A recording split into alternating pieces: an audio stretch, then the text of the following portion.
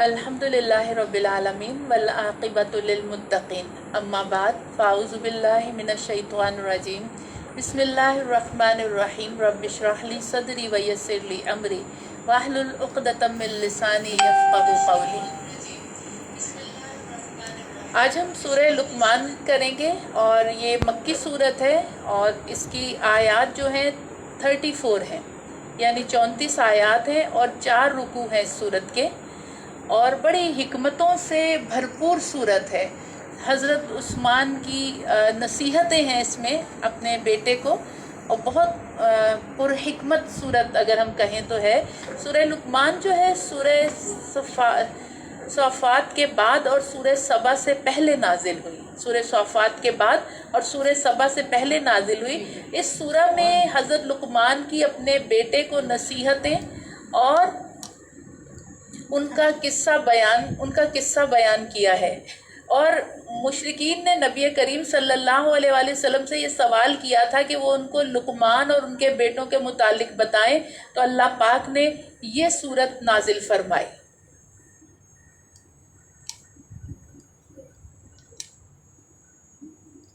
अल्लाह पाक ने ये सूरत नाजिल फरमाई।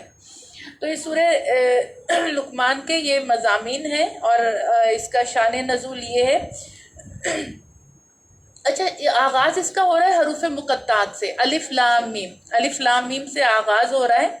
और इसकी जो इब्तदाई आयात में है मोहसिनीन की तारीफ़ बयान हो रही। मोहसिनीन यानी एहसान करने वाले, लोगों पर एहसान करने वाले, उनकी तारीफ़ बयान की जा रही है। अच्छा, नज़र बिन हारिस जो था ये मक्के में रहता था, तिजारत के लिए ये फ़ारिस जाया करता था। और रुस्तम और ये फ़ारिस ईरान, और रुस्तम और इस्फंजार के किस्से सुनाता और कहता कि अगर ये आद व समूद की हिकायत और सुलेमान और दाऊद की बादशाही की अज़मत बयान करते हैं, तो मैं भी फ़ारिस के बादशाहों की सल्तनत और शान व शौकत की हिकायत का बयान करता हूँ।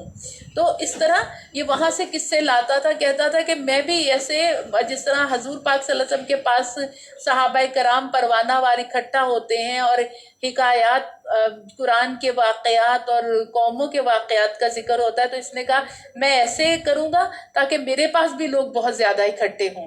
नज़र बिन हारिस ने ये कहा। तो ये किससे लेकर आता था। तो इसमें इब्तदाई आयत में मोहसिनीन की तारीफ बयान हो रही है।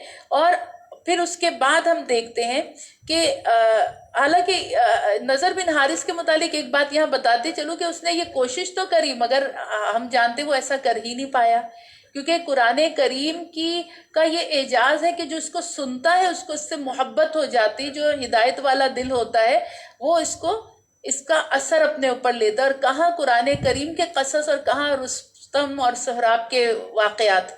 तो बहरहाल इसने ये काम करा था, लेकिन इसको इसमें नाकामी हुई। हम चलते हैं इसमें अब आयत नंबर 12 की तरफ, कि जिसमें जिक्र आ रहा है कि बेशक दी हमने लुक़मान को हिकमत के शुक्र अदा करो अल्लाह का, और जो शुक्र अदा करे तो वो शुक्र अदा करता है अपने ही भले को, और जिसने नाशुक्री की तो बिलाशुबा वो बेपरवाह हम्द वाला है। हज़रत लुक़मान का वाक़या यहाँ शुरू हो गया। इस वाक़े में जैसा कि मुशरिकीन ने सवाल करा था नबी करीम सल्लल्लाहु अलैहि वसल्लम से कि लुक़मान के मुतालिक हमें बताएं और उनके बेटों के मुतालिक, तो इस सूरत का नज़ूल हुआ। तो हज़रत लुक़मान के मुतालिक जो अकाबरीन हैं और मशाइख हैं वो फरमाते हैं कि हज़रत लुक़मान जो थे पैगम्बर ना थे, पैगंबर नहीं थे, नबूवत नहीं मिली थी, पर बल्कि अल्लाह के एक नेक बंदे थे हज़रत लुक़मान। और ये हकीम थे, इनके पास हिकमत का इल्म था। और जो अच्छा, इनका दौर कब था, ये कब आए? कहा ये हज़रत दाऊद अलैहिस्सलाम की सल्तनत से 10वें बरस पैदा हुए, यानी आपकी सल्तनत के 10वें बरस पैदा हुए, और हज़रत यूनुस अलैहिस्सलाम के ज़माने तक जिंदा रहे। यानी आपके ज़माने तक हज़रत दाऊद अलैहिस्सलाम की सल्तनत के 10वें बरस पैदा हुए और हज़रत यूनुस अलैहिस्सलाम के ज़माने तक जिंदा रहे। और बाज़ के नज़दीक आपकी उम्र 1000 बरस हुई। बाज़ ने लिखा है कि हज़रत लुक़मान की उम्र 1000 बरस थी और आप बंदगाने तौबा में से थे, कसरत से तौबा करते थे। बंदगाने तौबा में से थे, और आपका हुलिया जो था, मर्द स्याह रंगत के मर्द थे और मोटे मोटे होंठ थे आपके, और अल्लाह ताला ने इनकी तरफ हिकमत इजाफा, यानी एक हिकमत का इल्म होता है, एक हिकमत इजाफा की तकरीबन 10,000 कलमे इनसे मनकूल हैं कि, और हर कलमा एक आलम के बराबर है। और किसी ने आपसे पूछा कि किन चीज़ों ने आपको ये मर्तबा अता फरमाया, यानी इतने कलिमात, हिकमत की इतनी बातें जो किसी को मालूम नहीं, ये आपको ऐसा इल्म, ऐसे कलमात और ये मर्तबा किसने पहुंचाया, किस चीज़ से या क्या अमल करके आप इस मर्तबे पर पहुंचे हैं। तो लुकमान बोले तीन चीज़ों ने मुझे इस मर्तबे तक पहुंचाया। नंबर एक सच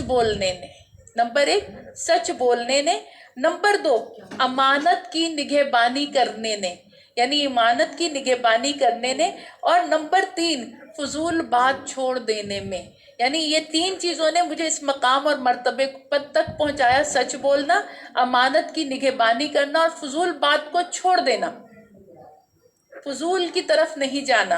तो ये कहा कि मुझे ये मकाम और मर्तबा, यानी हिकमत के ये इसरार और ये कलिमात और हर कलमे में एक आलम पोशीदा है, ये मुझे इन 3 चीज़ों ने मुझे इस तक पहुंचाया है। हज़रत लुकमान ने कहा, कहते एक दिन हज़रत लुकमान की इनकी जब ये, क्योंकि हज़रत दाऊद के दौरे हुकूमत में थे और हज़रत यूनुस अलैहिस्सलाम के दौर तक ये हयात रहे, तो इनको एक दिन हज़रत दाऊद से मुलाकात हुई। तो हज़रत दाऊद ने हज़रत लुकमान से ये सवाल करा कि सुबह कैसे की, क्यों कर सुबह की। तो जवाब दिया हज़रत लुकमान ने कि सुबह की दूसरे के हाथ में, उसके फजल से, और अदल का कब्जा मुराद है। यानी क्या कि उसका फजल और अदल, यानी क्या है कि अल्लाह का फजल ना होता तो आज सुबह में उठता ही ना, ये तो उसका फजल है कि उसने मुझे सुबह फिर जिंदगी अता फरमाई। जब आपने ये कहा तो हज़रत दाऊद अलैहिस्सलाम ने इस बात में फिक्र की और एक नारा मार के बेहोश हो गए। और हकीकतन आप देखें, हम सुबह जो उठते हैं वो अल्लाह के फजल से ही उठते हैं, वगरना कई ऐसे लोग हैं, आप देखें, रात सोए और सुबह सोए के सोए रह गए, उठे नहीं। तो यकीनन सुबह जो हम उठते हैं अपने रब के फजल से और उसकी रहमत से उठते हैं। तो ये वाक़या बताया गया कि जब हज़रत लुकमान की हज़रत दाऊद अलैहिस्सलाम से मुलाकात हुई। अब आते हैं हज़रत लुकमान की नसीहतें जो उन्होंने अपने बेटे से की। आयत नंबर 13 में कहा जा रहा है, और जब कहा लुकमान ने अपने बेटे को, और वो नसीहत कर रहे थे कि मेरे बेटे, मत शरीक ठहराना अल्लाह के साथ, बेशक शिर्क करना बड़ा जुल्म है। अपने बेटे को सबसे पहले जो नसीहत करी, शिर्क नहीं करना अल्लाह के साथ, और शिर्क करना एक बहुत बड़ा जुल्म है। आयत नंबर 13 में इसका जिक्र आया है। और फिर आयत नंबर 14 में आपकी एक और नसीहत जो आप अपने बेटे को कर रहे हैं वो, और ताकीद फरमाई, हमने इंसान को उसके माँ बाप के हक में पेट में रखा, उसकी माँ ने कमज़ोरी पर कमज़ोरी सहती हुई, और उसका दूध छूटना 2 बरस में, कि शुक्र गुजार रहो मेरे और अपने माँ बाप के, कि मेरी ही तरफ फिर कर आना है। बहुत अहम आयत है कि क्या कहा जा रहा है, हमने इंसान को ताकीद फरमाई उसके माँ बाप के हक में, कि माँ बाप के हक में नेक रहना, ये कहा, और पेट में रखा, माँ ने तुम्हें पेट में रखा, और फिर हमल का हर आता हुआ वक्त, हर आने वाला लम्हा माँ की कमजोरियों में इजाफा करता चला जाता है। तो तुम्हें पेट में रखकर वो कितनी कमजोरियों पर कमजोरियां उठाती रही, सहती रही, और फिर इसके बाद जो दूध तुमने माँ का पिया, और उस दूध में क्या, माँ की हड्डियां कमजोर होती चली गईं, और 2 बरस तुम्हें पूरे दूध पिलाया। तो उनके साथ हमेशा हुस्न सलूक करना और नेक रहना। तो ये इंसान को ताकीदी हुक्म अल्लाह ने फरमा दिया, और क्या है, और शुक्र गुजार रहो मेरे शुक्र गुजार रहो और अपने माँ बाप के, कि उन्होंने तुम्हें पाला पोसा, तुम्हारी परवरिश की, और तुम्हें जब तुम गंदगी छुड़वाने के भी नहीं कर सकते थे छुड़वा, उस वक्त तुम्हारी गंदगी से तुम्हें छुड़वाते थे और तुम्हें पाक रखते थे, और तुम्हें खिलाते पिलाते जब तुम खुद से खा नहीं सकते थे, खुद से पी नहीं सकते थे। तो मेरी शुक्रगुजारी करो और मेरे साथ अपने माँ बाप की भी शुक्रगुजारी करो। इंसान को ये कहा जा रहा है, क्यों? क्योंकि तुम्हें लौट कर मेरे पास ही आना है। پھر تمہارے سارے عمل بتا دیں گے۔ آیت نمبر جو 16 ہے اس میں حضرت لقمان اپنے بیٹے کو یہ نصیحت کر رہے ہیں، اے میرے بیٹے اگر عمل رائی کے دانے کے برابر بھی ہو، یعنی رائی کا دانہ ایک چھوٹی سی چیز ہوتا ہے کہ اس کے برابر بھی کوئی عمل ہو اور پھر وہ ہو کسی پتھر میں یا آسمانوں میں یا زمین میں، لے آئے گا اللہ اسے، بے شک اللہ ہر باریک کا جاننے والا اور بتانے والا۔ نیکی کو چھوٹا حقیر مت سمجھو، نیکی چاہے رائی کے دانے کے برابر بھی ہوگی، اللہ اسے روز محشر حاضر کر دے گا، چاہے آسمانوں میں ہو، چاہے وہ پتھروں کے نیچے ہو، چاہے زمین میں ہو، تو اللہ اسے لے آئے گا۔ اور اسی طرح گناہ کا کام بھی چاہے کتنا چھوٹے سے چھوٹا ہوگا وہ بھی سامنے لے آئے گا۔ لیکن نیکی، یہاں سے مراد نیکی ہے کہ نیکی کو حقیر مت سمجھو، چھوٹی سے چھوٹی نیکی کو بھی حقیر مت سمجھو، یہ روز محشر اس کی اہمیت کا تمہیں پتہ چلے گا۔ پھر کہا جا رہا ہے آیت نمبر 18 میں، اپنے بیٹے کو اور نصیحت کر رہے ہیں حضرت لقمان، اور مت بے رخی کرنا لوگوں سے اور نہ چلنا زمین میں اترا کر، اتراتے ہوئے زمین میں نہیں چلنا اور لوگوں سے بے رخی نہ کرنا۔ اور کیا ہے، بے شک اللہ نہیں پسند فرماتا کسی اترانے والے اور بڑھ ہانکنے والے کو، جو اپنے آپ کو بڑا سمجھتا ہے، بڑائی کرتا ہے۔ اللہ تعالیٰ کو اترانے والے اور بڑھ ہانکنے والے اللہ کو نہیں محبوب ہوتے۔ اللہ تعالیٰ کو تو عاجزی والے، انکساری والے اور زمین پر عاجزی کے ساتھ چلنے والے پسند ہیں۔ تو کہا کبھی بھی اترانا نہیں زمین پر۔ اور پھر کیا کہا جا رہا ہے آیت نمبر 19 میں، ایک اور نصیحت کر رہے ہیں، چال کی میانہ روی، نہ بہت آہستہ سے چلو کہ پیچھے رش لگ جائے اور نہ بہت تیزی سے چلو، بلکہ میانہ روی رکھو اپنی چال میں، اور پست رکھا کرو اپنی آواز، چال میں بھی میانہ روی اور آواز کو پست رکھو۔ کیوں؟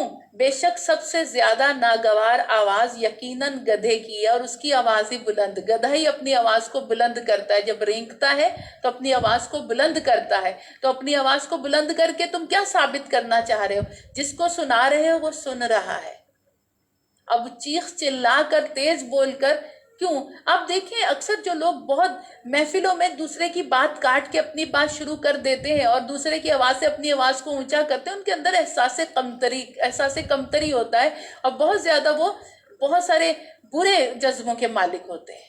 یہ محفل کے آداب میں نہیں کہ کسی کی بات کو کاٹ دو اور کسی کے سامنے وہ بات کر رہا ہے اس کے سامنے آپ اور اونچی اونچی آواز میں بولو کہ لوگ اس کی بات کو چھوڑ کے آپ کی سنیں۔ آداب مجلس بھی ہوتے ہیں، بولنے کے آداب بھی ہوتے ہیں، چلنے پھرنے کے آداب بھی ہوتے ہیں، اور بازاروں میں چلنے کے بھی اور کھڑے ہونے کے بھی آداب ہوتے ہیں۔ تو یہی کہا کہ کیا ہے، چیخو مت، تیز نہ بولو، بے شک تیز تو گدھا بولتا ہے اور سب سے ناپسندیدہ آواز بھی گدھے کی ہی لگتی ہے۔ تو یہ کہا جا رہا ہے۔ اچھا، اس سورت کا جو آغاز ہے، اب تھوڑے سے مضامین، آیات تو ہم نے دیکھی، تھوڑے سے اس کے مضامین کی طرف چلتے ہیں۔ اس سورت کا جو آغاز ہے قرآن کی حکمت والی آیات کی طرف توجہ دلا کے کیا گیا کہ یہ حکمت والی کتاب ہے، اس پر توجہ دلائی گئی کہ آخر قرآن کی سیدھی سچی حکمت و دانائی سے معمور باتیں تمہاری سمجھ میں اہل مکہ کیوں نہیں آتی؟ سیدھی سچی باتیں ہیں، اور کیا ہے، دانائی اور حکمت سے بھری ہوئی باتیں ہیں، یہ تمہاری سمجھ میں نہیں آتی۔ آیت نمبر 6 میں بتایا گیا ہے کہ انسانوں ہی میں سے کوئی ایسا بھی ہے جو دل فریب کلام خرید کر لاتا ہے تاکہ لوگوں کو اللہ کی راہ سے بغیر علم کے بھٹکا دے۔ یہ لفظ لہو الحدیث کا اطلاق بری اور فضول اور بیہودہ باتوں پر ہوتا ہے، مثلاً گپ شپ، خرافات، غلط ہنسی مذاق اور داستانے، افسانے، ناول، گانا بجانا۔ تو وہ نضر بن حارث جو ایران سے، فارس سے جو قصے کہانیاں رستم و سہراب کے لاتا تھا کہ میں بھی لوگوں کو سناؤں گا تو لوگ میری طرف اکٹھے ہوں گے، جیسے نبی پاک عاد و سمود کے واقعات سناتے ہیں معاذ اللہ، تو یہ کہا جا رہا ہے کہ یہ کیا کرتا ہے، یہ کھیل کود سے معمور، بغیر کوئی اس کی باتیں جو فضول باتیں اور بیہودہ باتیں، ایسی داستانیں، اس طرح کی ناول، یعنی وہ افسانے، وہ ناول اور افسانوں میں ہوتا کیا، جھوٹ، اصل کچھ نہیں ہوتا۔ تو ایسی چیزیں، ٹائم ویسٹ، ضائع ہوتا ہے ٹائم اس میں۔ تو یہی کہا جا رہا ہے کہ ایسے لوگوں میں کچھ ایسے بھی ہیں جو اپنے ٹائم کو ضائع کر دیتے ہیں فضول چیزوں میں۔ سیرت ابن ہشام، یہ سیرت کی بڑی مستند کتاب ہے، اولین کتب میں سے یہ کتب ہے، جیسے طبقات ابن سعد کی طبقات، اور اسی طرح سیرت ابن ہشام، یہ سیرت نگاری کی سب سے اولین اور مستند کتابیں ہیں۔ تو انہی کتابوں میں سے آگے جو کتابیں لکھی جا رہی ہیں وہ انہی کتابوں کے ریفرنسز سے لکھی جاتی ہیں سیرت پر۔ تو اگر آپ نے سیرت نگاری پر اوتھینٹک کتابیں پڑھنی ہیں تو طبقات ابن سعد یا ابن سعد کی طبقات، یا پھر اور سیرت ابن ہشام، یہ سیرت نگاری کی مستند کتابیں ہیں۔ تو سیرت ابن ہشام میں ہے کہ جب رسول اللہ صلی اللہ علیہ وسلم کی دعوت کفار کی مخالفت کے باوجود پھیلتی چلی گئی تو نضر بن حارث نے قریش سے کہا، تم محمد صلی اللہ علیہ وآلہ وسلم پر جادوگر، کاہن، جنون زدہ وغیرہ کے الزامات لگاتے ہو۔ تم لوگ جانتے ہو کہ محمد صلی اللہ علیہ وسلم کا بچپن سے لے کے جوانی تک زمانہ تمہارے سامنے گزرا ہے، اور کاہنوں اور ساحروں کی حقیقت سے بھی لوگ آگاہ ہیں۔ ان تمام الزامات سے کوئی بات بھی محمد صلی اللہ علیہ وسلم میں موجود نہیں، کوئی بھی تم لگا نہیں سکتے ان پر بات۔ اس کا علاج صرف میرے پاس ہے، یعنی تم جس وجہ سے پریشان ہو اور تم جو الزام لگا رہے ہو، الزام تو ان پہ بالکل بھی جو تم لگا رہے ہو وہ بالکل بھی نہیں لگتے۔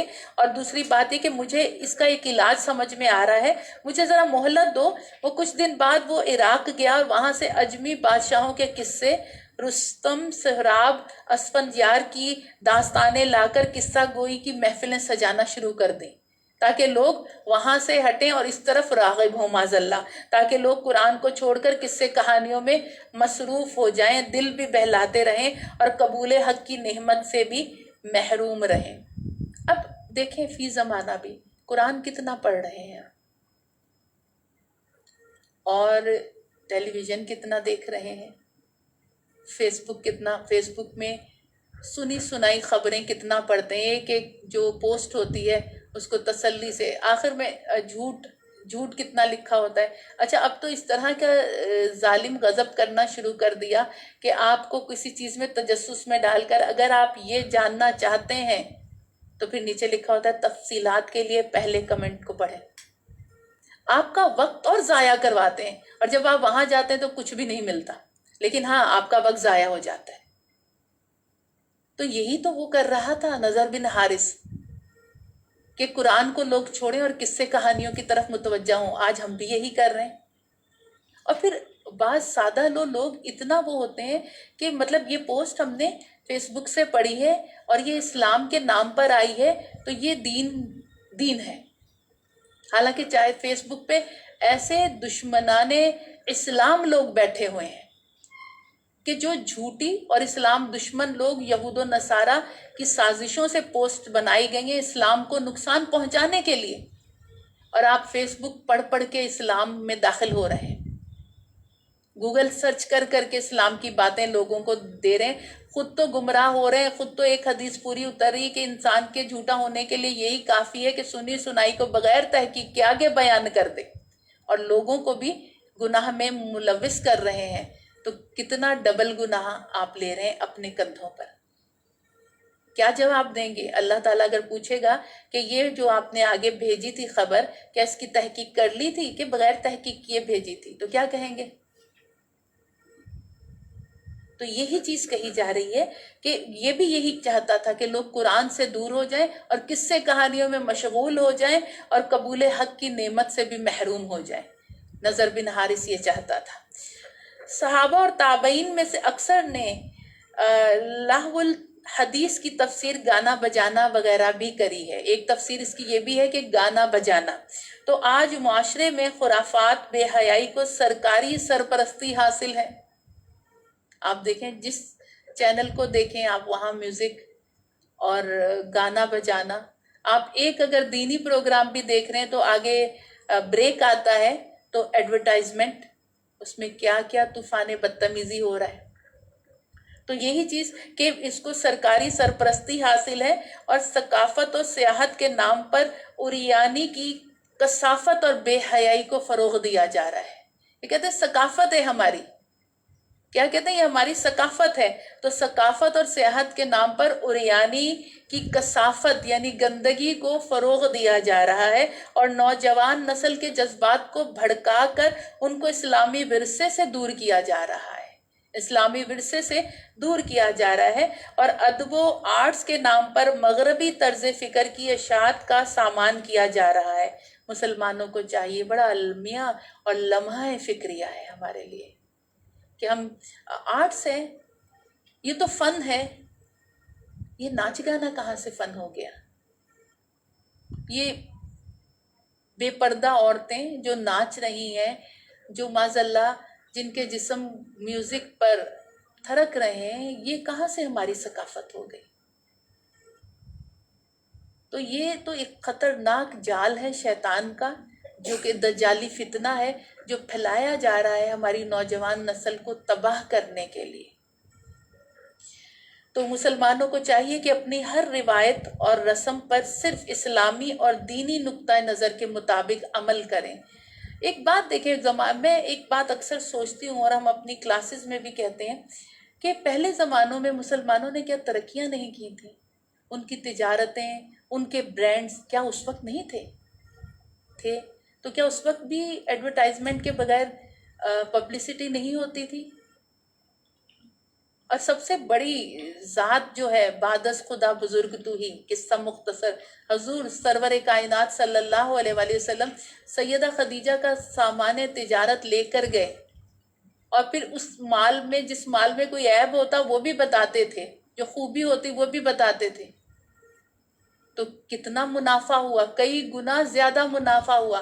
تو پھر اس کے بعد بھی امام اعظم ابو حنیفہ کپڑے کے تاجر تھے، اور بھی ہم دیکھیں بڑی ہستیاں گزری ہیں جو بہت مالدار تھے، تجارت جن کا کام تھا اور ساتھ میں دین کو بھی وقت دیا کرتے تھے. تو کیا انہوں نے کوئی ایڈورٹائزمنٹ کری؟ کوئی اس طرح عورتیں خواتین بے پردہ اشتہارات میں لیں؟ کیا گانا میوزک لگایا اور پھر ان کا برانڈ چلا، پھر ان کی کمپنی نے ترقی کری، پھر ان کا تجارتی مال عالمی منڈی میں فروخت ہوا؟ اس سے پہلے بھی تو اتنی ترقیاں، کتنے مالدار لوگ تھے. تو وجہ یہ ہے کہ یہ تو ساز باز ہے یہود و نصارہ کی اور مشرکین کی کہ مسلمانوں کی نسلوں کو تباہ کیا جائے عریانیت. اور جس طرح ہم سورہ اعراف میں پڑھ کر آئے ہیں، سورہ اعراف میں ہم نے یہ پڑھا ہے کہ اے ایمان والو، اے اولاد آدم، شیطان کے وار میں نہ آنا، اس نے جنت میں تمہارے والدین کو، حضرت آدم اور حضرت حوا کو بے لباس کیا، اب وہ تمہیں کرنا چاہ رہا ہے. وہ چاہتا ہے تم بے لباس ہو، تم میں عریانیت آئے، تم میں بے حیائی آئے، اور وہ چاہ رہا ہے اور ہم کر رہے ہیں. اللہ پاک ہم پر اور ہماری نسلوں پر رحم فرمائے اور ہمیں عریانیت اور بے حیائی کے فروغ سے بھی اور اس میں ملوث ہونے سے بھی بچائے. تو اب یہ کہا جا رہا ہے کہ یہ دینی نقطہ نظر کے مطابق عمل کرنا چاہیے. سورت میں جن کا نام لقمان ہے، یہ کون شخص تھے؟ اب یہاں تھوڑی سی حضرت لقمان کے متعلق تفصیل کہ بعض نے انہیں عاد کے خاندان سے بتایا. عاد سے کیا ذہن میں آ رہا ہے؟ قوم عاد کے خاندان سے بتایا. کچھ انہیں حضرت ایوب علیہ السلام کا بھانجا بھی کہتے ہیں. حضرت ایوب کا بھانجا کنہیں؟ حضرت لقمان کو. مگر جمہور علماء کے نزدیک، جو جمہور یعنی جمہوریت اکثریت علماء کی اس بات کے مطابق ان کے قول ہیں کہ وہ افریقہ کے علاقے نوبہ، نون واو با ہا، افریقہ کا علاقہ نوبہ، اس کے باشندے تھے.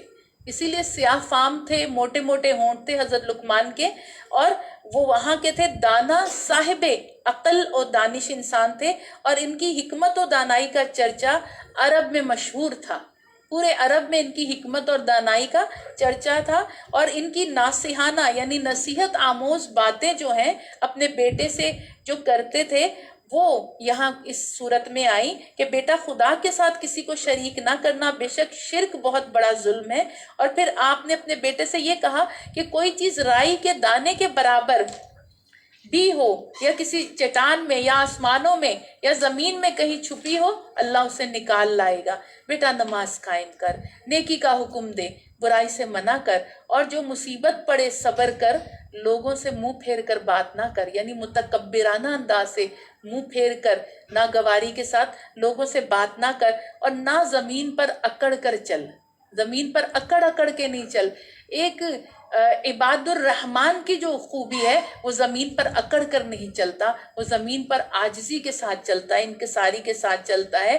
تو کہا اللہ کسی خود پسند اکڑ کر چلنے والے کو پسند نہیں کرتا۔ جو اپنے رب کی محبت سے محروم ہو جائے تو اس کے پاس بچے گا کیا؟ تو اللہ ایسوں سے محبت نہیں کرتا جو اکڑ اکڑ کے چلتے ہیں اور کیا تکبر کرتے ہیں، خود پسندی جن میں بہت زیادہ ہوتی ہے۔ اور اپنی چال میں میانہ روی اختیار کر، درمیانی چال چل، نہ تو آہستہ اتنا چل کے پیچھے لوگوں کی لائنیں لگ جائیں اور ان کو رستہ نہ ملے، اور نہ اتنا تیز دوڑ کہ وہ بھی اس میں بھی تو تھک جائے۔ تو میانہ روی اختیار کر اور اپنی آواز کو ذرا پست رکھا کر، چیخ چلا کے نہ بولا کر۔ بے شک سب آوازوں میں بری آواز گدھوں کی ہوتی ہے، گدھوں کی آواز ناپسندیدہ ہوتی ہے۔ اور کہتے ہیں نا گدھا جو ہے یہ شیطان کو دیکھ کے رینگتا ہے، جو آواز نکالتا ہے یہ شیطان کو دیکھ کے نکالتا ہے۔ تو سورہ لقمان کی نصیحتیں جو ہیں یہ انسانی شرف و وقار اور اس کی شخصیت کا نکھارنے کی اس کی شخصیت کو نکھارنے کے لیے بڑی اہمیت رکھتی ہیں۔ ضرورت کس بات کی ہے کہ یہ انسانی شرف و وقار اور اس کی شخصیت کو نکھارتی ہیں یہ نصیحتیں جو حضرت لقمان نے اپنے بیٹے کو کری ہیں۔ پر ضرورت کس چیز کی ہے؟ ضرورت ہے عمل کرنے کی، کہ ہم عمل بھی کریں۔ یہ سورہ لقمان کے مضامین تھے جو ہم نے بیان کریں۔ اب ہم چلتے ہیں سورہ سجدہ کی جانب۔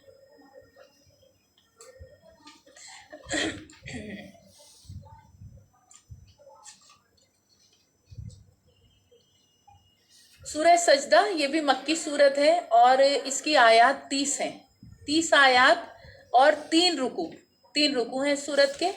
اس سورت کے متعلق آتا ہے کہ یہ سورت جو ہے اپنے پڑھنے والے کی قبر میں وکالت کرے گی اور کہے گی کہ اے اللہ اگر میں تیری کتاب میں سے ہوں تو اس شخص کے متعلق میری شفاعت قبول فرما، اور اگر میں تیری کتاب میں سے نہیں ہوں تو مجھے کتاب سے مٹا دے۔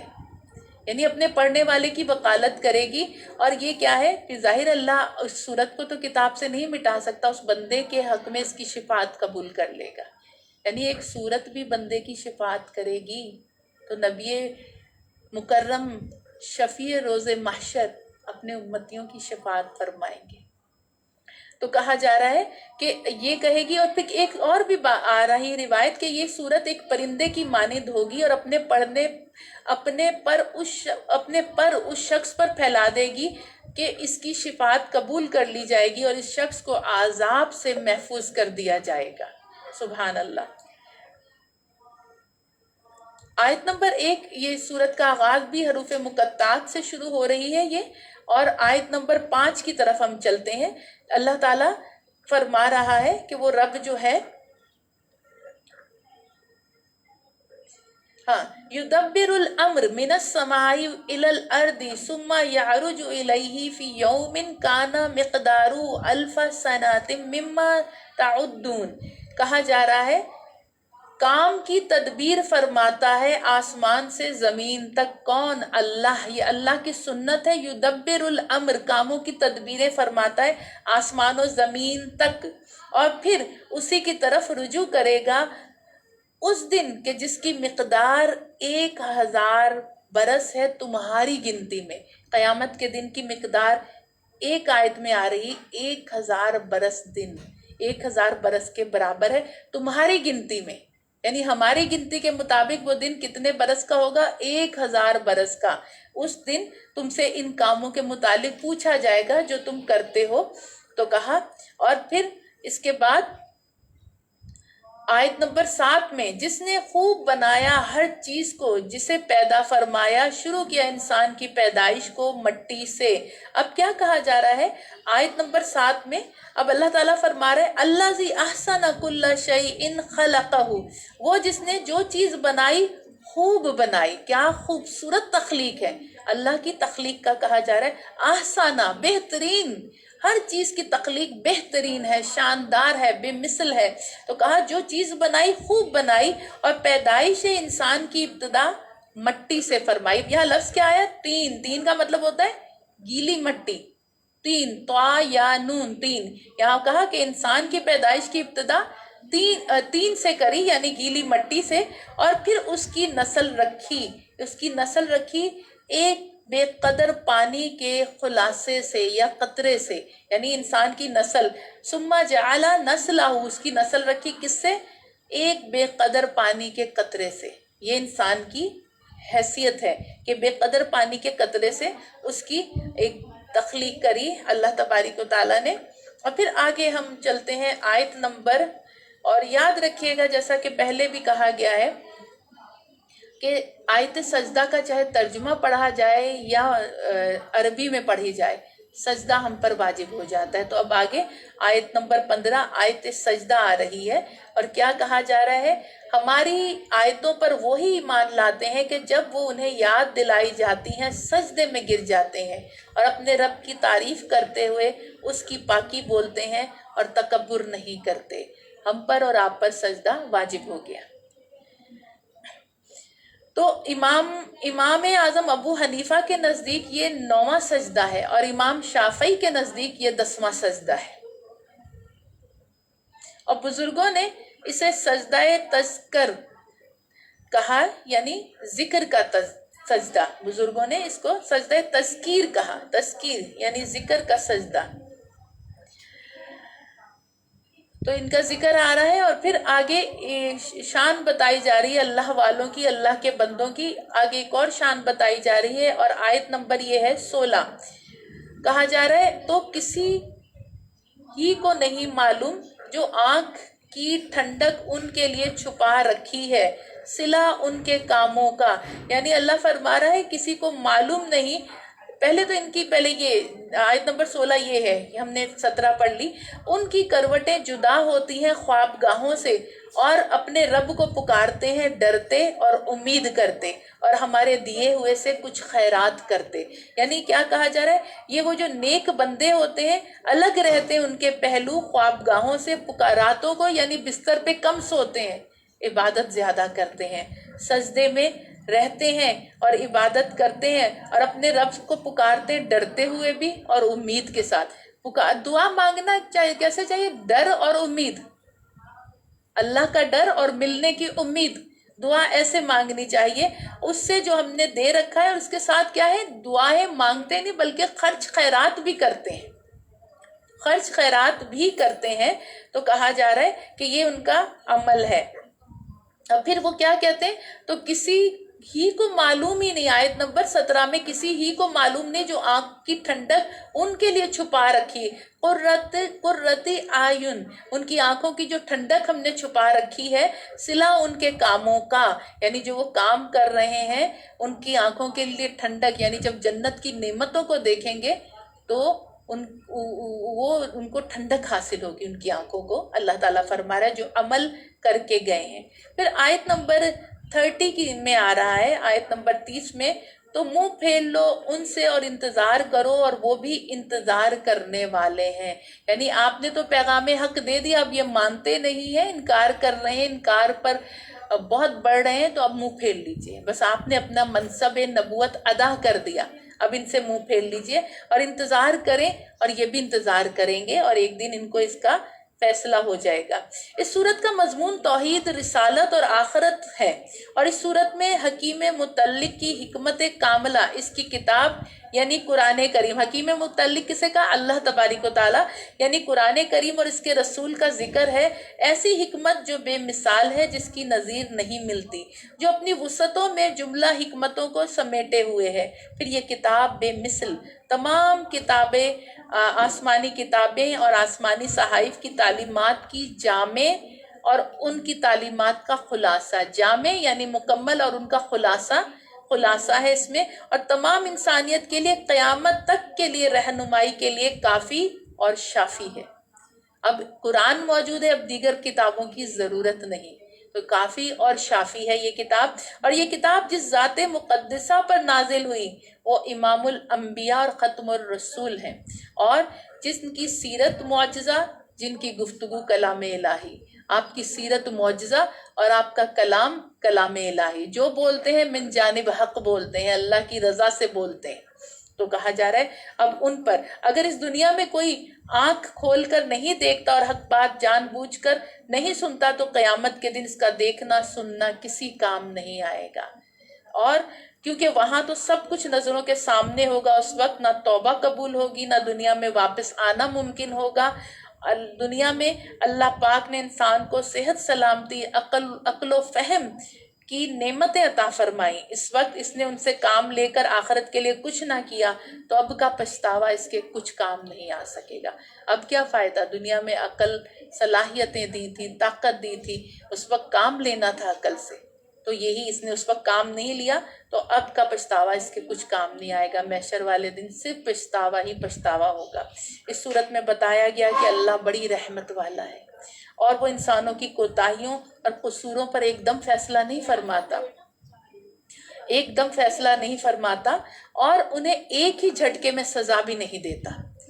ایک ان کے دیکھیں ہم کتنے روز و شب آپ دیکھیں کتنے غلطیاں کتنے گناہ کر رہے ہوتے ہیں، کتنی نافرمانیاں کر رہے ہوتے ہیں، اللہ ایک جھٹکے سے چاہے ہمیں پکڑ لے لیکن نہیں پکڑتا، وہ موقع دیتا ہے کہ اے بندے باز آ جا، اے بندے اب بھی سنبھل جا۔ تو ایک دم نہ فیصلہ فرماتا ہے نہ ہی ایک جھٹکے میں سزا دیتا ہے، اور بلکہ اس سے پہلے چھوٹی چھوٹی تنبیہات کے ذریعے انسان کو حق کی طرف چلنے کا خوب موقع فراہم کرتا ہے تاکہ وہ اپنی گمشدہ راہ پر واپس دوبارہ آ جائے اور رحمت حق کو حاصل کر لے۔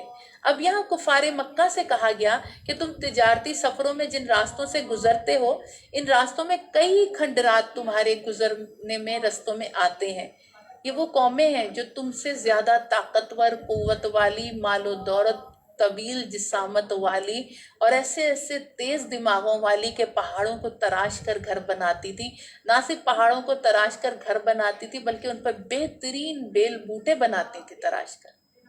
ایسے ذہین لوگ، ایسے تیز لوگ تھے، لیکن آج دیکھو تم ان کے کھنڈرات سے گزر رہے ہو تو تم کوئی عبرت نہیں، تمہیں کوئی دعوت فکر نہیں کہ تم ان سے فکر لو۔ تو کہا یہ وہ قومیں ہیں لیکن رسولوں کی نافرمانی کی وجہ سے گرفتار عذاب ہو کر ہمیشہ کے لیے عبرت کا سامان بن گئے۔ اب دیکھتے ہو گزرتے ہو تو عبرت حاصل کرتے ہو۔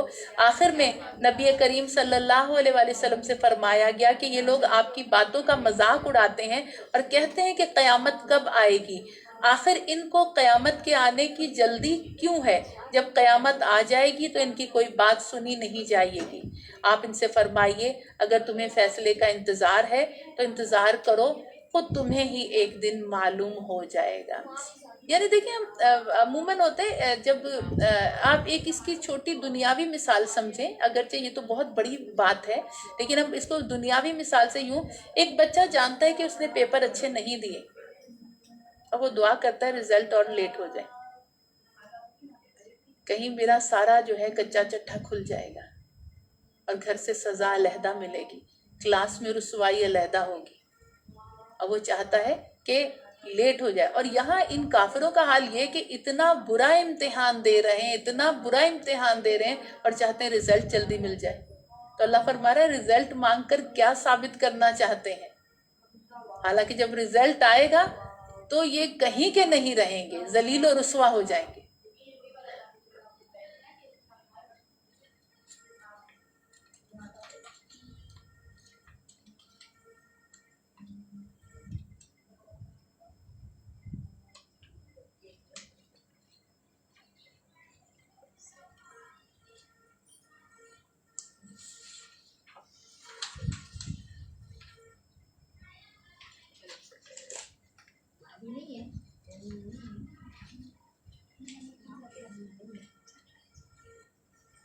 جائے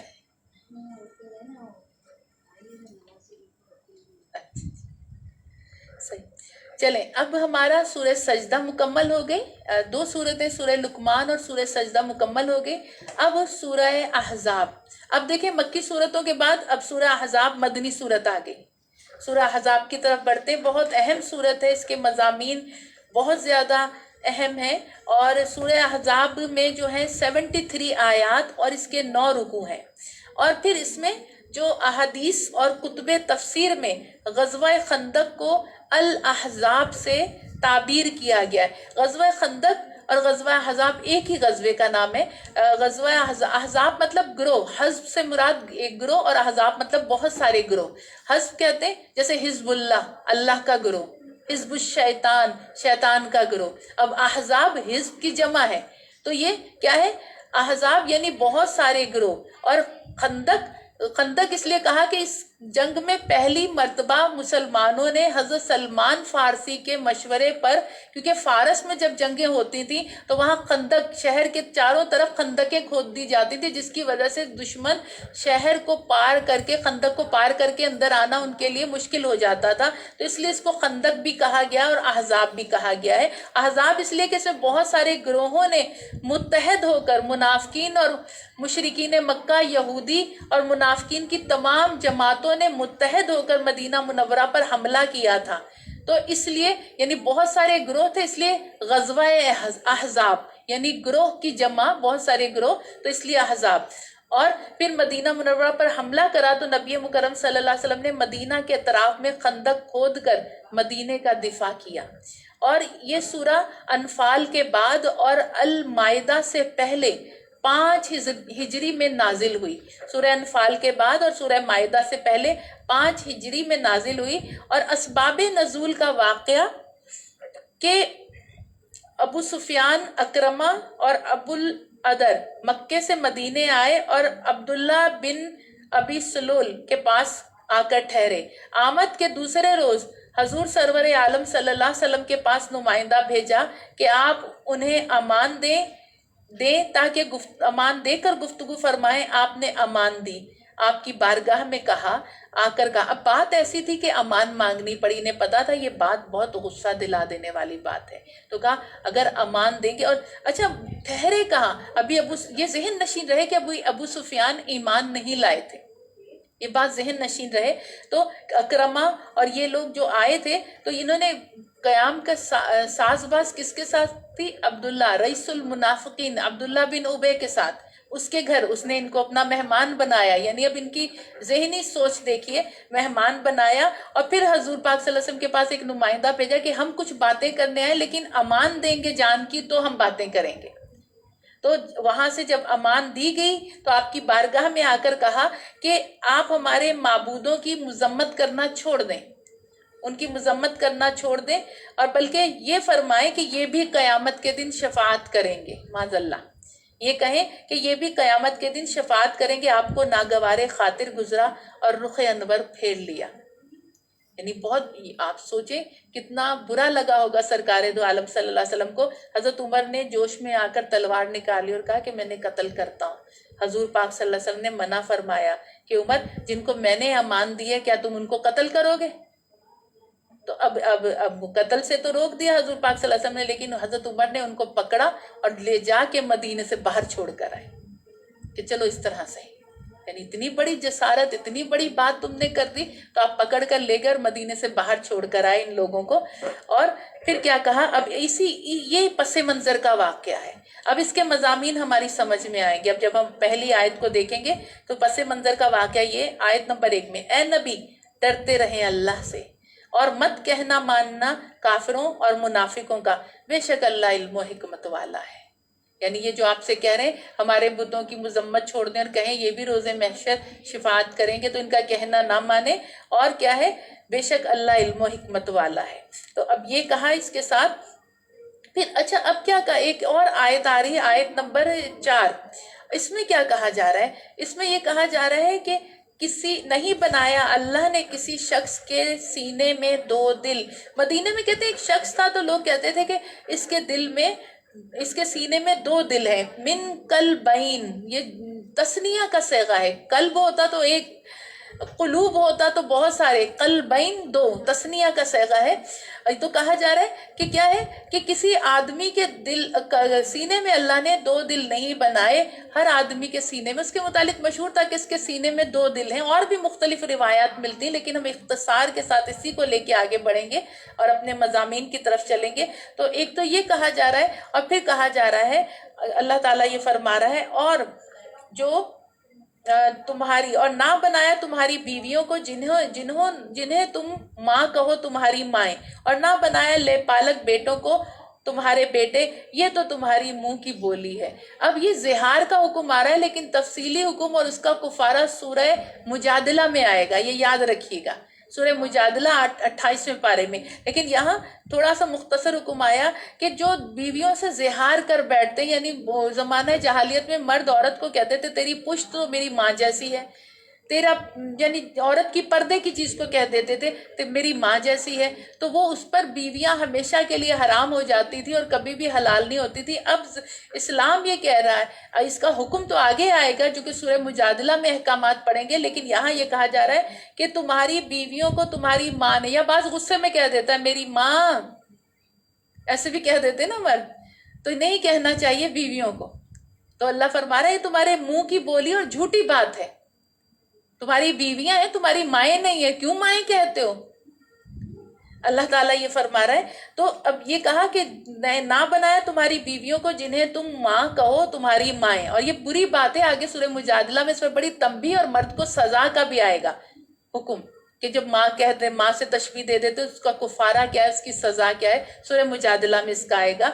तो कहा ये बेहुदा बात। देखिए, रिश्ते की जगह बदल देना ये जुल्म है। माँ को बीवी की जगह रखना, बीवी को माँ की जगह कर देना, ये जुल्म है। बहन को बीवी की जगह रखना, बीवी को बहन की जगह, ये जुल्म है। रिश्तों की जगह बदलना जुल्म है, और इस्लाम जुल्म पसंद नहीं करता।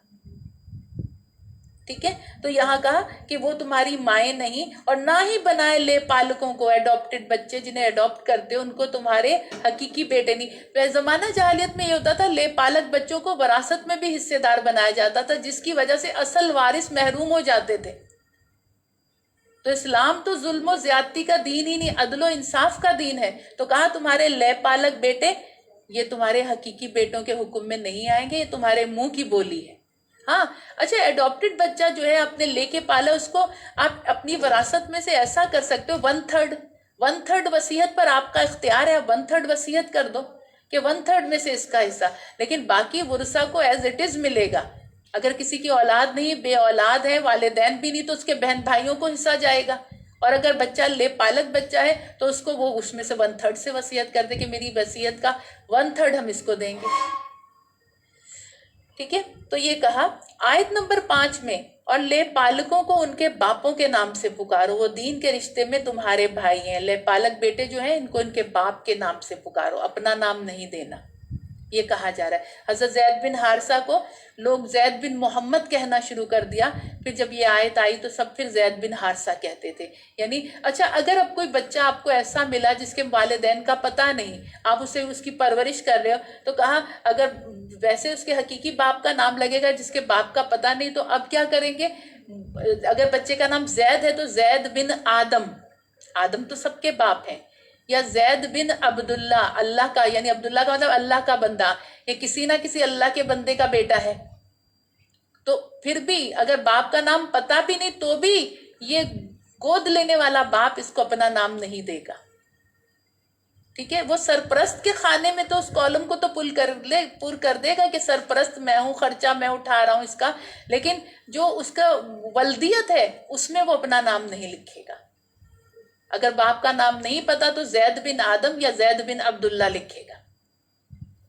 तो मना कर दिया गया कि वो अपने बापों के नाम से पुकारो, और दीन के रिश्ते में, इस्लाम के रिश्ते में वो तुम्हारे इस्लामी भाई हैं, मुसलमान भाई हैं, ये कहा जा रहा है। आयत नंबर 6, नबी मोमिनों से उनकी जान से ज्यादा करीब है। बड़ी अहम आयत है, जान से ज्यादा, नबी मोमिनों से उनकी जान से ज्यादा करीब है। पता लगाएं हमारी जान हमसे कितनी करीब है, फिर पता चलेगा कि रसूल अपने उम्मतियों से, अपने गुलामों से कितना करीब है। हम बात करते ना, मैं जा रही थी, मेरे पाँव में ठोकर लगी, मेरे अंगूठा जो है वो फट गया, उसमें से खून निकला, मेरी जान निकल गई। ठोकर लगी और मेरी जान निकल गई। मैं जा रही थी, मेरे सर पे पत्थर गिरा और ऐसी बुरी चोट लगी कि मेरी जान निकल गई। मैं जा रही थी कि मुझे कांटा लग गया, कांटा जैसे ही चुभा मेरी जान निकल गई। यानी जान इतनी करीब है, तकलीफ आती है और जान को पता चल जाता है। تکلیف آتی ہے اور جان کو پتہ لگ جاتا ہے، اور نبی مومنوں سے ان کی جان سے بھی زیادہ قریب ہے. سوچیں. تو یہ کہا جا رہا ہے کہ نبی مومنوں سے، یہ ہم ان مسلمان یہ چیز سمجھ لیں کہ ہمارے عمل سے سرور کائنات اچھے عملوں سے خوش ہوتے ہیں اور ہمارے برے عمل سے رنجیدہ ہوتے ہیں. تو ہم برے عمل چھوڑ دیں کہ وہ اتنا قریب ہے ہماری جانوں سے کہ تکلیف تو ہمیں، تکلیف کا درد بعد میں پہنچتا ہے، اس سے پہلے رسول کو تڑپا میں ادھر تو مدینے خبر گئی. تو پھر آگے کیا کہا جا رہا ہے؟ کہا کہ ان کی بیویاں مسلمانوں کی مائیں ہیں. اب یہ امہات المومنین بن گئی ہیں. اور اچھا، جب تک وہ حضور کے نکاح میں نہیں آئیں، عقد میں نہیں آئیں، کاشانہ اقدس میں نہیں آئیں، وہ خواتین تھیں. لیکن جیسے ہی وہ رسول کے کاشانہ اقدس میں آئیں، ان کا مرتبہ ام المومنین اور تمام مومنوں کی مائیں، ان کا درجہ کیا ہو گیا؟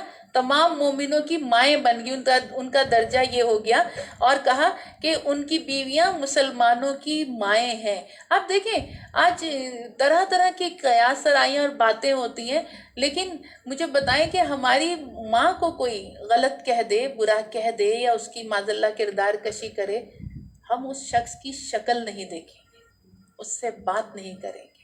اور جب یہ امت کی مائیں، سب مومنوں کی مائیں، تو ان کا مقام اور مرتبہ کتنا ہوگا، کتنا بلند ہوگا مقام اور مرتبہ. تو جو ان سے بغض رکھے گا، ہمارا کہاں سے خیر خواہ؟ جو ہماری ماں سے بغض رکھے، ہمارا وہ کچھ نہیں لگتا. تو جو ہماری امت کی ماؤں سے بغض رکھے گا، مومنین کی ماؤں سے، تو وہ ہمارا کیا لگے گا؟ کچھ بھی نہیں. تو یہی کہا جا رہا ہے کہ وہ بیویاں جو ہیں آپ کی ازواج مسلمانوں کی مائیں ہیں.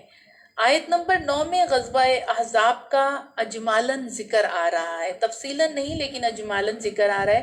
قریش اور دیگر قبائل اور لشکر تقریباً 10,000 سے زائد ہی بنتے تھے، جو مل کر غزوہ احزاب میں جو کر رہے تھے، حملہ کر رہے تھے. 10,000 سے زائد لشکر تھا. اور سرور کائنات صلی اللہ علیہ وسلم نے مدینے سے 30,000 آدمی بھیجے. 10,000 کتنا؟ 3 گنی ہوگی، ہے نا، 3 گنا زیادہ. جیسے 313 غزوہ بدر میں اور 1,000 کافر. اسی طرح یہاں 10,000 سے زائد اور وہاں 3,000 آدمی. ٹھیک ہے، 3 گنا زیادہ. اب کیا ہوا؟ حضور پاک صلی اللہ علیہ وسلم نے حضرت سلیمان سے مشورہ کرا، تو آپ نے خندق کھودنے کا مشورہ دیا، تو آپ نے اس مشورے کو قبول فرمایا اور پسند فرمایا، اور پھر خندق کھودنی. اب خندق صحابہ کرام کھود رہے ہیں، تو سرور کائنات صلی اللہ علیہ وسلم بھی گدال لے کر صحابہ کرام نے فرمایا آپ نہ کریں. تو کہا کیوں؟ میں کیوں نہ کروں؟ کیا میں اجر نہ کماؤں؟ کیا میں ساتھ نہ اللہ کے لیے جہاد میں شریک ہوں؟ تو کہا میں بھی ساتھ کام کروں گا. اور حضور پاک صلی اللہ علیہ وسلم نے جب بسم اللہ پڑھ کر، اچھا صحابہ کرام ایک جگہ گئے تو ان کو ایک پتھر آیا جو ٹوٹے نہ، تو حضور پاک صلی اللہ علیہ وسلم نے گدال کو خود پکڑا اور بسم اللہ پڑھ کر پتھر پر مارا، تو 2 انگلی پتھر ٹوٹا اور نور نکلا. اور اس روشنی میں شام کے محلوں کو آپ نے دیکھ لیا. ایسی تیز روشنی، شام کہاں، شام کے محلات دیکھ لیے سرور کائنات صلی اللہ علیہ وسلم نے. اور فرمایا کہ اللہ اکبر، ملک شام کی کنجیاں میرے رب نے عطا فرما دی. اور پھر لوگوں نے دیکھا شام فتح ہوا، شام کی کنجیاں عطا فرما دی. دوبارہ گدال مارنے پر پھر نور نکلا، اور آپ کو جو کسرا کے اونچے محل نظر آئے. یمن نہیں، پہلے یمن کے آئے، تو آپ نے فرمایا یمن کی کنجیاں بھی عطا فرما دی گئیں. پھر آپ کو کسرا کے محل نظر آئے، اونچے محل، یعنی فارس ملک کے. تو آپ نے فرمایا کہ مبارک ہو، اللہ نے فارس کی بھی کنجیاں ہمیں عطا فرما دی. تو یہ 3 مرتبہ ایسا ہوا. اب منافقین کے 2 گروہ تھے، بنو حارثہ اور بنو سلمان. ان کا پلٹنا، اب انہوں نے تو ان سے وعدہ کرا تھا، جو مسلمانوں کے ساتھ منافقین تھے آ تو گئے تھے، بنو جو تھے حارثہ اور بنو سلمان آ تو گئے تھے، لیکن اب چونکہ ان سے گٹھ جوڑ تھا تو بیچ رستے میں چلے گئے کہ ہمارے گھر بے آسرا ہے، مدینے میں گھر تنہا ہے. حالانکہ یہ یاد رکھیے گا، جب غزوات کے لیے مسلمان نکلا کرتے تھے تو سارے جو مرد وہ نہیں نکل جاتے تھے. اور اسلام تعلیم پر اتنی اہمیت دیتا ہے، تعلیم کو اتنی اہمیت کہ معلمین کو چھوڑ کے آیا جاتا تھا کہ اسکول بند نہ ہو. چھوٹی چھوٹی باتوں پہ اسکول بند ہو جاتے ہیں، چھٹی. تو تعلیم میں حرج نہ آئے، بچوں کی، تو معلمین کو چھوڑ کے جایا جاتا تھا کہ معلمین اور کچھ ایسے لوگوں کو جو مستورات یعنی خواتین کو ضروریات کی چیزیں لا کر دے سکیں مارکیٹ سے، وہ بھی، اور معلمین سب سے اہمیت جو ہے ہمیں فی زمانہ میں سے دیکھنا ہوگا کہ معلمین کو چھوڑ کے جایا جاتا تھا. تعلیم میں فرق. اچھا ویسے بھی اگر دیکھیں ہم تاریخ اسلام اٹھا کے دیکھیں، کوئی سیٹرڈے سنڈے چھٹی کا دن ہالیڈے نہیں نظر آتا. یہ تو ہمیں عادت ہو گئی ہے چھٹی کے دنوں کی، وگرنہ چھٹی کا کوئی دن نظر نہیں آتا. تو اب بلا وجہ اس میں ہو گیا تو چھٹی ہوگی، اس میں ہو گیا تو چھٹی ہوگی، بچوں کی چھٹی. اب کسی کا دن ہے استغفر اللہ، کوئی سیاست دان کا دن ہے، اس کا چھٹی کر دی کہ بھٹو کی اس کی شہادت برسی چھٹی. اتنی چھٹیاں کہاں جائیں گے؟ اتنی چھٹیاں ہر موقع پہ چھٹی نہیں کرنی چاہیے. جب اس کو تو چھوڑیں ایک طرف کریں. یوم صحابہ کرام حضرت ابو بکر صدیق کا دن ہے، حضرت عمر فاروق کا، بلکہ اس کو اسکول میں 1 گھنٹہ یا 2 گھنٹے مخصوص کریں کہ ان کی تعلیمات، ان کی سنتیں بیان کی جائیں تاکہ ہمارے بچوں کو علم ہو کہ ابو بکر صدیق کی شان کیا تھی، ان کا جذبہ ایمان کیسا تھا، حضرت عمر فاروق، حضرت ان کو تعارف ملے صحابہ کرام کا. اس طرح کرنا چاہیے. بچوں کو صحابہ کرام کے نام یاد ہوں، صحابیات کے نام یاد ہوں. ام المومنین جو ازدواج مطہرات، ان کا یوم ولادت، یوم وصال، ان کی شان، ان کی سنتیں، ان کی تعلیمات، ان کی جو ادائیں، وہ سب بتانا چاہیے تاکہ بچوں کو، نہ کہ چھٹی کرو بچے گھر میں بیٹھ کے موبائل ویڈیو اور ماشاء اللہ پب جی اور کیا کیا کھیلتے ہیں، اب وہ دن غارت کرتے چھٹی کا. تو بجائے یہ کہ اس کی جگہ یہ ہونا چاہیے کہ ایک خاص پروگرام کا انعقاد کیا جائے اور تعلیم بھی متاثر نہ ہو. 2 گھنٹے خاص اس عظیم ہستی شخصیت کے لیے جس کا دن آج ہم منا رہے ہیں، اس کے لیے مخصوص کیے جائیں. تو کیا ہوا کہ اب یہ معاملہ ہو گیا. تو اب انہوں نے کیا کہا منافقین کے گروہ نے کہ ہم مدینہ جا رہے ہیں، ہمارے گھر بے آسرا ہے. حالانکہ یہ جھوٹ بول رہے تھے، بے آسرا نہیں، پیچھے مردوں کو چھوڑ کے آئے ہوئے تھے، ایسا نہیں تھا. اور مدینہ محفوظ تھا، چاروں طرف تو خندق کھودی گئی تھی. تو انہوں نے یہ کہا اور اس طرح چلے گئے. آیت نمبر 21 میں کیا آ رہا ہے؟ آیت نمبر 21 میں آ رہا ہے یقیناً تمہارے لیے اللہ کے رسول میں اچھا نمونہ زندگی ہے، اسوہ حسنہ ہے. رسول پاک صلی اللہ علیہ وسلم کی زندگی میں تمہارے لیے ایک اسوہ حسنہ ہے. اور جو امیدوار رہا اللہ کا اور پچھلے دن کا اور یاد کرتا رہا اللہ کو بہت، یعنی اس کے لیے بڑا اجر ہے. اب آگے ایک چیز اور آ رہی، بڑی اہم چیز آ رہی ہے آیت نمبر 28 میں. اے نبی فرما دیجیے اپنی بیویوں سے اگر تم چاہتی ہو دنیاوی زندگی اور اس کی آرائش تو آؤ میں سامان دے دوں تمہیں اور چھوڑ دوں اچھے طرح. یعنی اگر دنیاوی چیزیں چاہتی ہو، دنیاوی آرائش چاہتی ہو تو آؤ میں تمہیں کچھ سامان دوں اور تمہیں اچھے سے رخصت کر دوں. حضرت عائشہ سے پوچھا پہلے سب سے اور کہا اپنے والد سے مشورہ کر لیں. انہوں نے کہا میں کیوں والد سے مشورہ کروں، میں آپ کو اختیار کرتی ہوں، مجھے یہ نہیں چاہیے. ایک عورت کے لیے اس کی کیا، اچھا عورت جب میرڈ ہوتی ہے تو اس کی عزت، اس کی وابستگیاں، اس کی ہمدردیاں سب اس کے شوہر کے ساتھ مخصوص ہونا چاہیے. یہاں سیدہ نے کیا ہمیں سبق دیا؟ اب میں شادی شدہ ہوں، آپ ہیں میرے جسم و جان کے مالک، میں اپنے بابا سے جا کے کیوں مشورہ کروں، میں آپ کو اختیار کرتی ہوں. پہلے وقتوں میں عورتیں شوہروں کو کہتی تھیں، اب نہیں کہتی، اب شرم آتی، سرتاج. تو وہ صحیح کہا کرتی تھی، واقعی شوہر سے اس کے سر کا تاج ہے، اس کی عزت ہے. آپ دیکھیں آج کوئی عورت بیوہ ہو جائے، اللہ نہ کرے شوہر کا انتقال ہو جائے، یا اللہ نہ کرے کسی ناچاکی کی بنا پر علیحدگی ہو جائے، خاندان کے مرد جو ہوتے ہیں، چاہے وہ میکے سے سسرال کے جو بدنگاہ ہوتے ہیں، وہ بھوکے گدھوں کی طرح اس کی طرف پلٹتے ہیں. ان کی نیتوں میں فطور نظر آ جاتا ہے. شوہر کی موجودگی میں کوئی بدنگاہی نہیں کر سکتا اس کی بیوی. اسی لیے تو پہلی عورتیں بڑی عقل مند تھیں، وہ شوہروں کو سرتاج کہا کرتی تھیں، آج نام لیتے ہیں.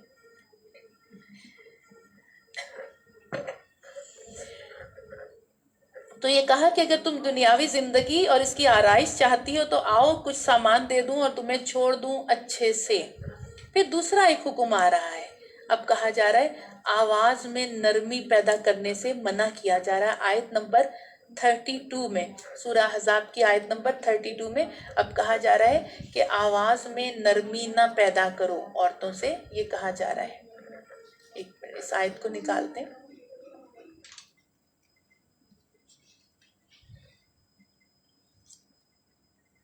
हाँ, और अपने घरों में ठहरी रहो और बेपर्दा ना रहो, जैसे अगली जहालत की बेपर्दगी, और नमाज कायम रखो और ज़कात दो और अल्लाह और इसके रसूल का हुक्म मानो। अल्लाह तो यही चाहता है नबी के घर वालों, तुमसे हर नापाकी दूर कर दे और तुम्हें पाक कर दे, खूब सुथरा कर दे।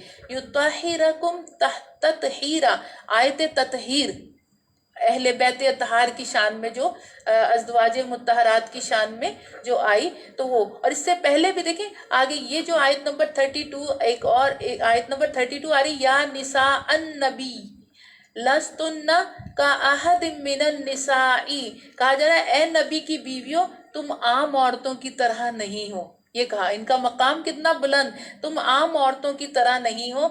और अगर अल्लाह से डरो तो बात में ऐसी नरमी ना करो कि दिल का रोगी कुछ लालच करे।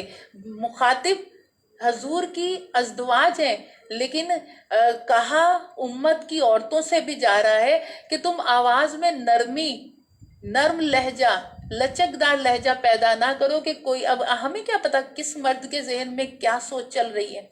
हम नरमी से भाई सुनिए इस तरह करेंगे तो वो तो जिसके दिल में रोग होगा वो उल्टा सीधा सोचना शुरू कर देगा। तो कहा आवाज में नामहरम मर्द से बात करते हुए नरमी पैदा ही नहीं करनी, टू द पॉइंट बात, और लहजा कड़कदार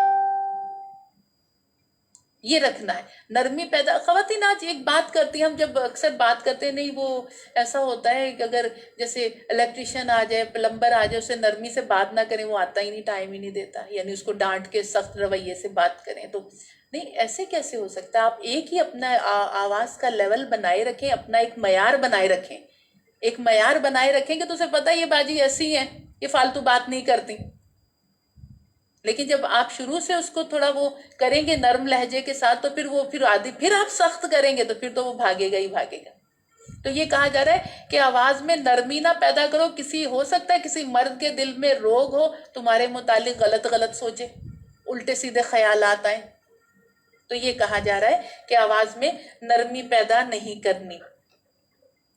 और फिर कहा जा रहा है, आयत ततहीर भी हमने पढ़ ली कि उनको कहा जा रहा है कि तुम्हें अल्लाह चाहता है कि हर नापाकी तुमसे दूर करे और तुम्हें खूब सुथरा कर दे, अल्लाह ताला फरमाता है। और फिर आगे चलते हैं, आयत नंबर 36 और 37, इसमें एक अहम वाक़े की तरफ बात हो रही है। 36 और 37 हज़रत ज़ैद बिन हारसा के मुतालिक। इससे पहले भी एक आयत और हम ले लेते हैं, ये बड़ी अहम आयत है कि कुछ ख़वातीन जो थे वो हजूर पाक सल्लल्लाहु अलैहि वसल्लम की बारगाह में आई और कहने लगी कि या रसूल अल्लाह सल्लल्लाहु अलैहि वसल्लम, आयत नंबर 35, हाँ 35 में उन्होंने कहा कि मर्दों का जिक्र तो पूरे कुरान में मर्दों से खिताब है, हम औरतों के लिए क्या है। तो ये आयत नंबर 35 नाजिल हुई, क्या बिलाशुबा मुसलमान मर्द और मुसलमान औरतें, पहले मर्दों का था ना, मुसलमान मर्द और मुसलमान औरतें, मुसलमान ईमान वाले मर्द और ईमान वाली औरतें, इबादत गुजार मर्द और इबादत गुजार औरतें, सच्चे मर्द और सच्ची औरतें, फर्मा बरदार मर्द और फर्मा बरदार औरतें, खुशू वाले मर्द और खुशू वाली औरतें, सदका देने वाले मर्द और सदका देने वाली औरतें, रोज़ादार मर्द और रोज़ादार औरतें, अपनी शर्मगाह की हिफाजत करने वाले मर्द और हिफाजत करने वाली औरतें, अल्लाह को बहुत याद करने वाले मर्द और बहुत याद करने वाली औरतें, तैयार कर लिया है अल्लाह ने उनके लिए मग़फ़िरत और बड़े सवाब को। उन्होंने कहा ना हमारे लिए क्या, मर्दों के लिए तो सब कुछ जिहाद में जाए, यहाँ जाए, तो अल्लाह ताला ने सबका बता दिया, सब के लिए बड़ा अजर तैयार किया रखा है। ऐसा नहीं कि मर्द को डबल मिलेगा और औरत को आधा नहीं, सब के लिए हमने बड़ा अजर और मग़फ़िरत तैयार कर रखी है। और ये आयत जो है, ये मंदरजा बाला आयत जो अज़वाज मुत्तहरात के बाब में नाजिल होने के बाद मुसलमान औरतों की जमात ने कहा था कि हमारे वास्ते कुछ नहीं नाजिल हुआ, तो अल्लाह ताला ने ये आयत नाजिल फरमाई कि औरतें जो नेक हों, तैयबा हों, उनके लिए ये मामला है।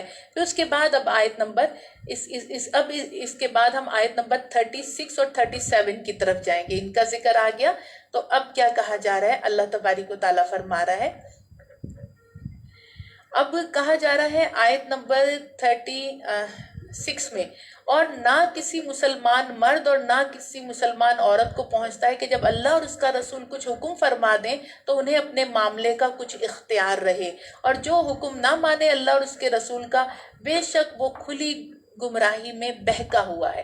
کس واقعے کی نشاندہی ہو رہی؟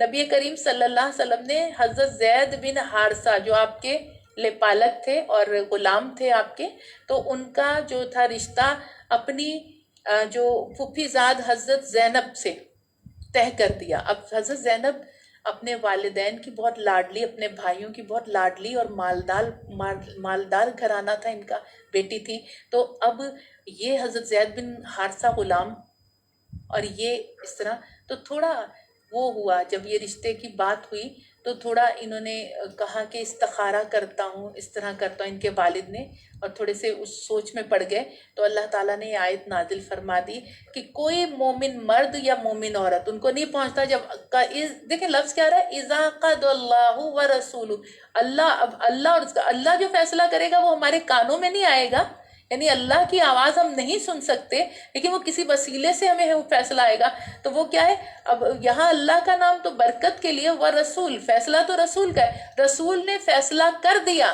اب ان کو نہیں پہنچتا کہ اب اس امر میں کچھ اور سوچیں، حتیٰ کہ استخارہ بھی نہ کریں، رسول نے فیصلہ کر دیا نا، اب کس بات کا؟ تو یہی کہا جا رہا ہے کہ وہ کیا ہے کہ وہ ایسے نہ کرے، اور جو حکم نہ مانے اللہ اور اس کے رسول کا بے شک وہ کھلی گمراہی میں بہکا ہے۔ تو پھر سیدہ زینب کا رشتہ حضرت زید بن حارثہ سے ہو گیا۔ یہاں بڑی حکمتیں تھیں، اسرار تھے، ایک دیکھیں طریقے سے کبھی رسومات کا خاتمہ، کبھی کہتے ہیں بدصورت بری بد شکل رسومات کا خاتمہ کرنا، حکمت جو نسل در نسل چلی آ رہی ہوں، لوگوں کی ریت رواج بن چکی ہوں، جیسے وہ لازم ہو گئی ہوں۔ تو اس طرح بہت ساری ایسی چیزیں جو دین میں ہیں نہیں لیکن ہم نے اپنے پر لازم کر رکھی ہیں، تو یہی چیز یہاں بھی کہ اب اس رسم کو ختم کرنا تھا کہ لوگ لے پالک بیٹے کی بیوی کو بھی حقیقی بہو کے معیار پر سمجھتے تھے اور اس سے نکاح نہیں کر سکتے تھے، نکاح نہیں کرتے تھے۔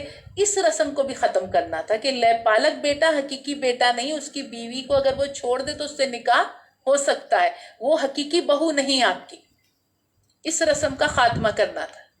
ٹھیک ہے، تو یہاں اب یہ کہا کہ حضرت زید کا نکاح جو ہے حضرت زینب سے ہو گیا، اور پھر اس کے بعد آیت نمبر 37 میں پھر اگلی بات آ رہی ہے، اور اے محبوب یاد کرو جب تم فرماتے تھے اس سے جسے اللہ نے نعمت دی اور تم نے اسے نعمت دی کہ اپنی بیوی کو اپنے پاس رہنے دے اور اللہ سے ڈر، تم اپنے جی میں رکھتے تھے وہ جسے اللہ کو ظاہر کرنا منظور تھا، اور تمہیں لوگوں کے طانے کا اندیشہ تھا، اور اللہ زیادہ حقدار ہے کہ اس کا خوف رکھو، اور پھر جب زید کی غرض اس سے نکل گئی تو ہم نے وہ تمہارے نکاح میں دے دی کہ مسلمانوں پر کچھ حرج نہ رہے ان کے لے پالک منہ بولے بیٹوں کی بیویوں میں، جب ان سے ان کا کام ختم ہو جائے اور اللہ کا حکم ہو کر رہتا ہے۔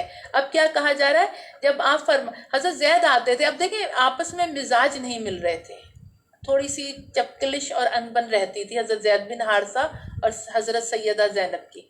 اب حضرت زید نے بارہا نبی پاک صلی اللہ علیہ وسلم سے یہ بات کہی تو آپ کہتے تھے نہیں اسے اپنے پاس رکھو، گزر اوقات کرو، تو آپ انہیں روک دیتے تھے بار بار کہ اللہ اچھا کیا فرما رہا ہے، جسے اللہ نے نعمت دی اور جسے تم نے نعمت دی، یعنی ان کے لیے تو ایک نعمت تھا نا یہ رشتہ، تو کہا کہ وہ اپنے پاس رہنے دے، کہا اپنی زوج کو اپنے پاس رہنے دو اور اللہ سے ڈرو، اور پھر کیا ہے کہا جا رہا ہے کہ اب اللہ کو اس فیصلے کو ظاہر کرنا مقصود تھا، اور آپ کے دل میں یہ آیا جب اللہ نے کہا کہ زید جب ان کو چھوڑیں گے تو اب آپ ان سے نکاح کریں گے سیدہ زینب سے، تو حضور کے ذہن میں یہ آیا کہ اب لوگ تو یہ حقیقی بہو کے اس میں کہیں گے، تانے دیں گے کہ بہو سے نکاح کر رہے ہیں معاذ اللہ، تو یہ اس میں تانے دیں گے، تو اللہ نے فرمایا آپ کو لوگوں کے تانے کا اندیشہ تھا اور اللہ زیادہ حقدار ہے کہ اس سے ڈرا جائے۔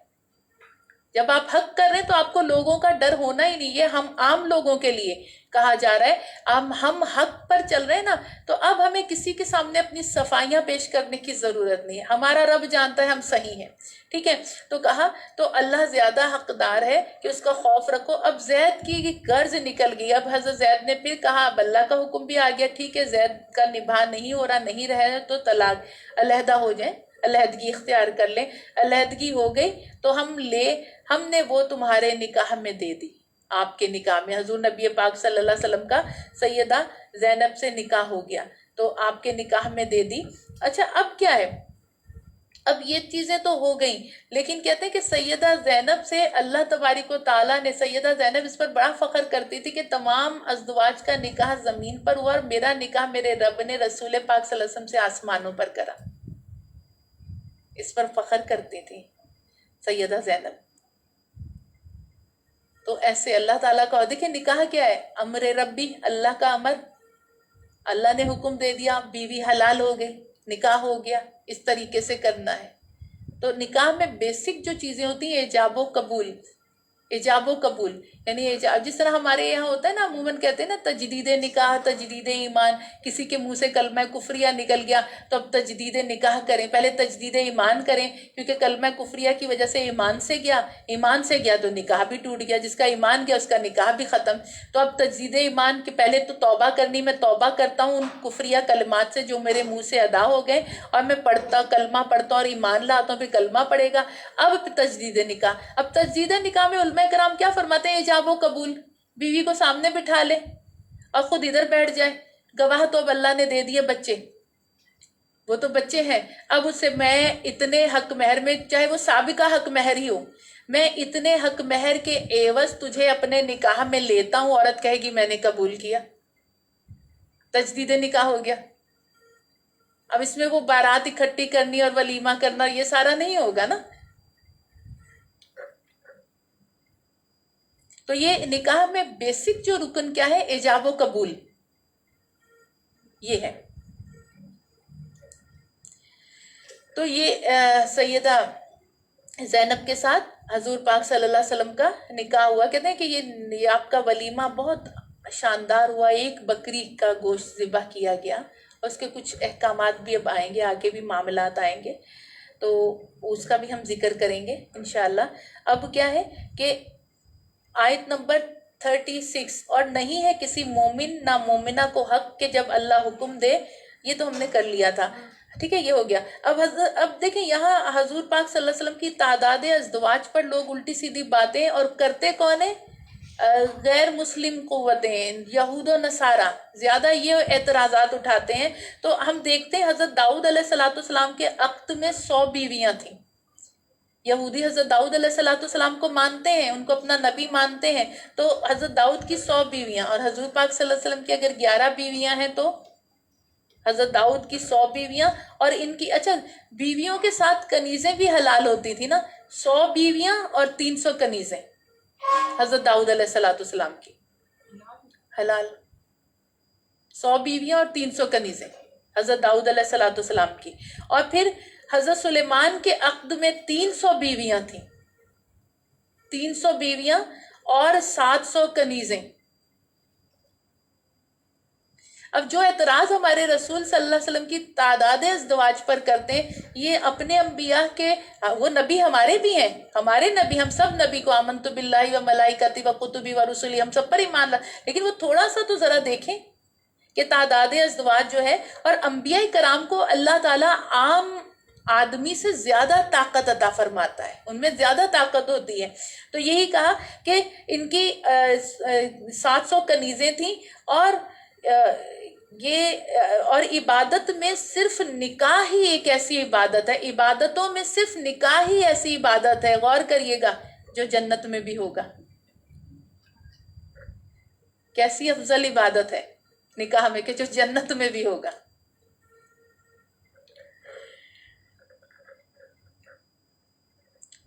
آیت نمبر 40 کی طرف چلتے ہیں۔ یہاں اگر آپ نمبر نوٹ کرنا چاہیں حضرت داؤد کے عقد میں کتنی بیویاں تھیں، یہ ہمارے لیے آگے ہیلپ فل رہے گا اپنے بچوں کے، جب بچے ہمارے باہر پڑھنے جاتے ہیں، وہاں سے کچھ اعتراضات لے کر آتے ہیں تو ان کو ہم پہلے سے ہی نالج دیں تاکہ وہ آگے ان اعتراض۔ اور پھر اگر دوسری طرف دیکھیں نصارہ اگر اس چیز کا اعتراض کرتے ہیں تو نہ حضرت یحییٰ نے نکاح کرا اور نہ حضرت عیسیٰ نے نکاح کرا، پھر تم لوگ کیوں نکاح کرتے ہو؟ تو یہ باتیں ہمارے بچوں کے علم میں ہونی چاہیے۔ کیونکہ عموماً باہر سے پڑھنے والے بچے جو ہوتے ہیں وہ بہت ان اعتراضات کا شکار ہو جاتے ہیں، بہت زیادہ۔ ہمیں کسی نے ایک واقعہ بتایا تھا، یہ بڑا ایک قابل غور اور توجہ ہے، کہ وہ کہتے ہیں کہ نا باہر کے ملک میں ان کا بچہ پڑھتا تھا، اور وہ کسی بچے کے نا چہرے پر جو تھا، غیر مسلم بچہ، اس پہ الرجی ہو گئی تھی، کچھ پمپلز ٹائپ کی کوئی چیزیں ہو گئی تھیں، تو وہ بچہ کیونکہ اس کی دوستی مسلمان بچے سے تھی، تو وہ دیکھتا تھا، اس کو وضو کرتا، تو اس مسلمان بچے نے کہا کہ تم ایسا کرو، یہ پمپلز وغیرہ تمہارے جو چلے جائیں گے، تم 5 وقت وضو کرا کرو، چہرے کو دھویا کرو۔ اور وہ غیر مسلم بچے کا رجحان تھوڑا سا تھا اس طرف، تو اس نے جب وضو کرنا شروع کرا تو اس کا چہرہ صاف شفاف ہو گیا۔ تو بجائے یہ کہ دوسروں سے ہم متاثر ہو، ہم اپنے اسلام سے دوسروں کو متاثر کریں۔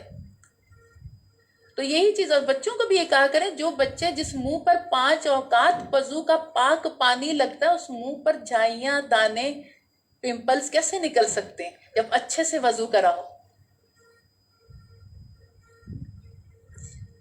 ہماری ایک جاننے والی تھی، ان کے بیٹا تھا، بھتیجا تھا، تو وہ کہتا تھا کہ میرے نا بڑے پمپلز ہو رہے ہیں، تو کہتے ہیں کیسے ممکن ہے، تم وضو اچھے سے کرتے ہی نہیں ہوگے اسی لیے پمپلز نکل رہے ہیں۔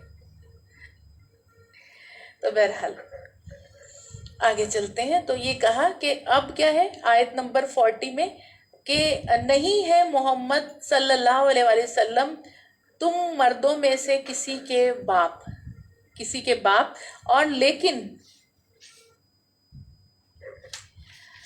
لیکن اللہ کے رسول اور سارے نبیوں میں پچھلے زمانے والے، اور اللہ ہر ایک کو جانتا ہے۔ اب یہ جو حضرت زید بن حارثہ کو اب یہ اعتراض آیا کہ دیکھو کہ وہ حضرت زینب سے نکاح کر رہے ہیں جو کہ بہو لگتی ہے رشتے میں، تو اللہ نے فرمایا محمد صلی اللہ علیہ وسلم تم میں سے مردوں میں کسی کے باپ نہیں۔ جب باپ نہیں کسی مرد کے تو بہو کیسی، ہے نا؟ تو یہ جواب دیا کہ وہ سارے نبیوں رسول ہیں اللہ کے اور نبی ہیں۔ آیت نمبر 45 میں، اے نبی مکرم صلی اللہ علیہ وآلہ وسلم، بے شک بھیجا ہم نے تم کو ہر جگہ کا چشمدید گواہ، خوشخبری دینے والا، ڈر سنانے والا، اور آیت نمبر 46، اور بلانے والا اللہ کی طرف اس کے حکم، اور روشن چراغ۔ یا ایھا النبی انا ارسلناک شاہدا ومبشرا ونذیرا وداعیا الی اللہ بإذنہ وسراجا منیرا۔ کیا کہا جا رہا ہے؟ حضور پاک، یہ حضور پاک صلی اللہ علیہ وسلم کی نعت ہے، یہ نعت ہے، نعت رسول مقبول صلی اللہ علیہ وسلم، کہ آپ کو ہم نے ہر جگہ کا چشمدید۔ دیکھیں حضور، ایک بات بڑے غور سے سنیں، نبی کریم صلی اللہ علیہ وسلم وصال فرما لیا، روضہ انور میں، سرکار کی امت دنیا کے کونے کونے میں ہے، آپ کے وصال کے بعد بھی ہے، آگے بھی ہے، اب بھی ہے، ہمارے بعد بھی ہوگی۔ تو چشمدید گواہ یعنی آنکھوں دیکھا ہو، جو دیکھ رہا ہو، اس سے کیا پتہ چلا؟ یعنی اپنی امت کے حالات پر باخبر ہے۔ چشمدید گواہ تو وہ اس کمرے میں جو ہو رہا ہے اس پر ہم سب گواہ ہیں، جو ہو رہا ہے، جو اس کمرے سے باہر ہو رہا ہے ہمیں نہیں علم۔ تو کیا اللہ فرما رہے ہیں؟ چشمدید گواہ اور خوشخبری دینے والا۔ کس چیز کی خوشخبری؟ جنت کی۔ پہلے بھی نبی آئے خوشخبریوں والے، لیکن انہوں نے جنت دیکھی نہیں تھی۔ یہ نبی جنت کے مشاہدے کر کے آئے، انہوں نے اپنے رب کا دیدار نہیں کرا تھا، یہ نبی اپنے رب کا دیدار کر کے آئے، اب دیکھنے والے آ گئے، چشمدید کرنے والے آ گئے، اور لوگوں کو پہلے نبی آئے، تمہارا رب ایک ہے، اے موسیٰ آپ نے رب کو دیکھا نہیں، کلام کرا، اے عیسیٰ آپ نے رب کو دیکھا نہیں، وحی آئی ہے، اے ابراہیم آپ نے رب کو دیکھا نہیں، پر رب کا خلیل ہوں، وحی آئی، اور اے محمد صلی اللہ علیہ وسلم آپ نے دیکھا ہے؟ ہاں میں نے دیکھا ہے۔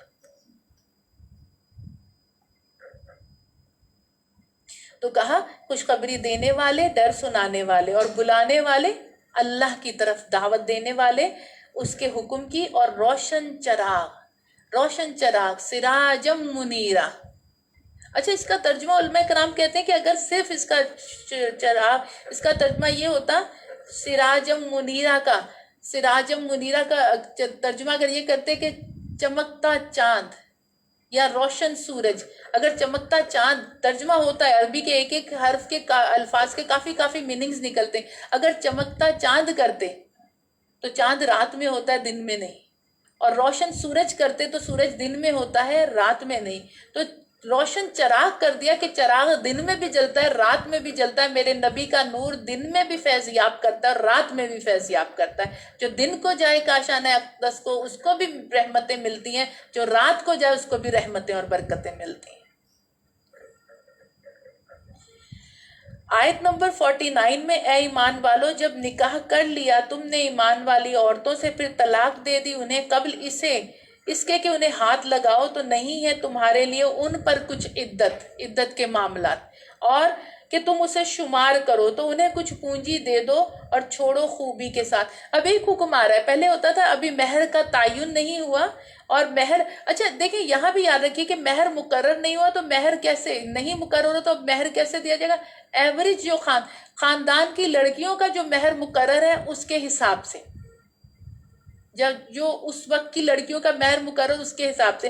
تو پہلے وقتوں میں ایسا ہوتا تھا مہر کا تعین نہیں کیا جاتا تھا کہ بعد میں کر لیں گے. تو کہا اگر تم نے ایمان والی عورتوں کو طلاق دے دی قبل اس کے کہ تم نے انہیں چھوا, قبل اس کے کہ خلوت تنہائی ملی ہو, تو اب تم ان کو دو مہر مقرر نہیں, تو اب ان کو اب کیا صورت میں, ایسی صورت میں جو ہے مہر مقرر ہوگا تو وہ مہر آدھا دیا جائے گا اگر چھوا نہیں. لیکن اچھا اب خلوت کی کنڈیشن, تنہائی فی زمانہ دیکھیں آج ہمارے یہاں ایک سیف سائڈ یہ ہوتی, منگنی نہیں کریں گے, لڑکے لڑکی ملیں گے باتیں کریں گے تو گنہگار ہوں گے, چلو ایک سیف سائڈ کرتے, کیا نکاح کر دیتے ہیں رخصتی بعد میں.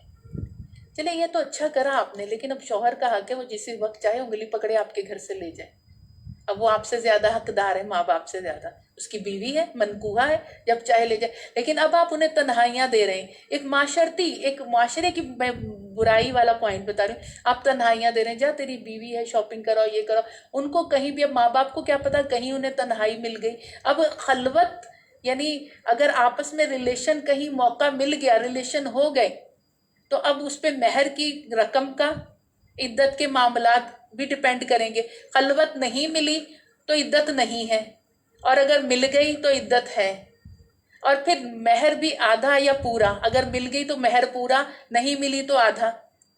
اب بچے بچی جا رہے ہیں گھومنے پھرنے, آپ کو کیا پتا کوئی کمزور لمحہ آیا, تنہائی مل گئی, ویسے بھی شوہر ہے, پھر کیا کریں گے؟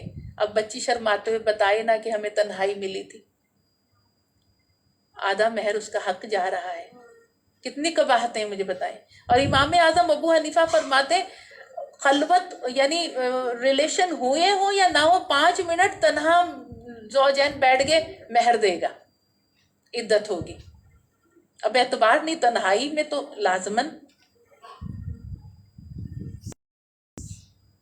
کتنے باریکی کے معاملات ہیں نا, ہم بڑے ہوشیار بنتے ہیں.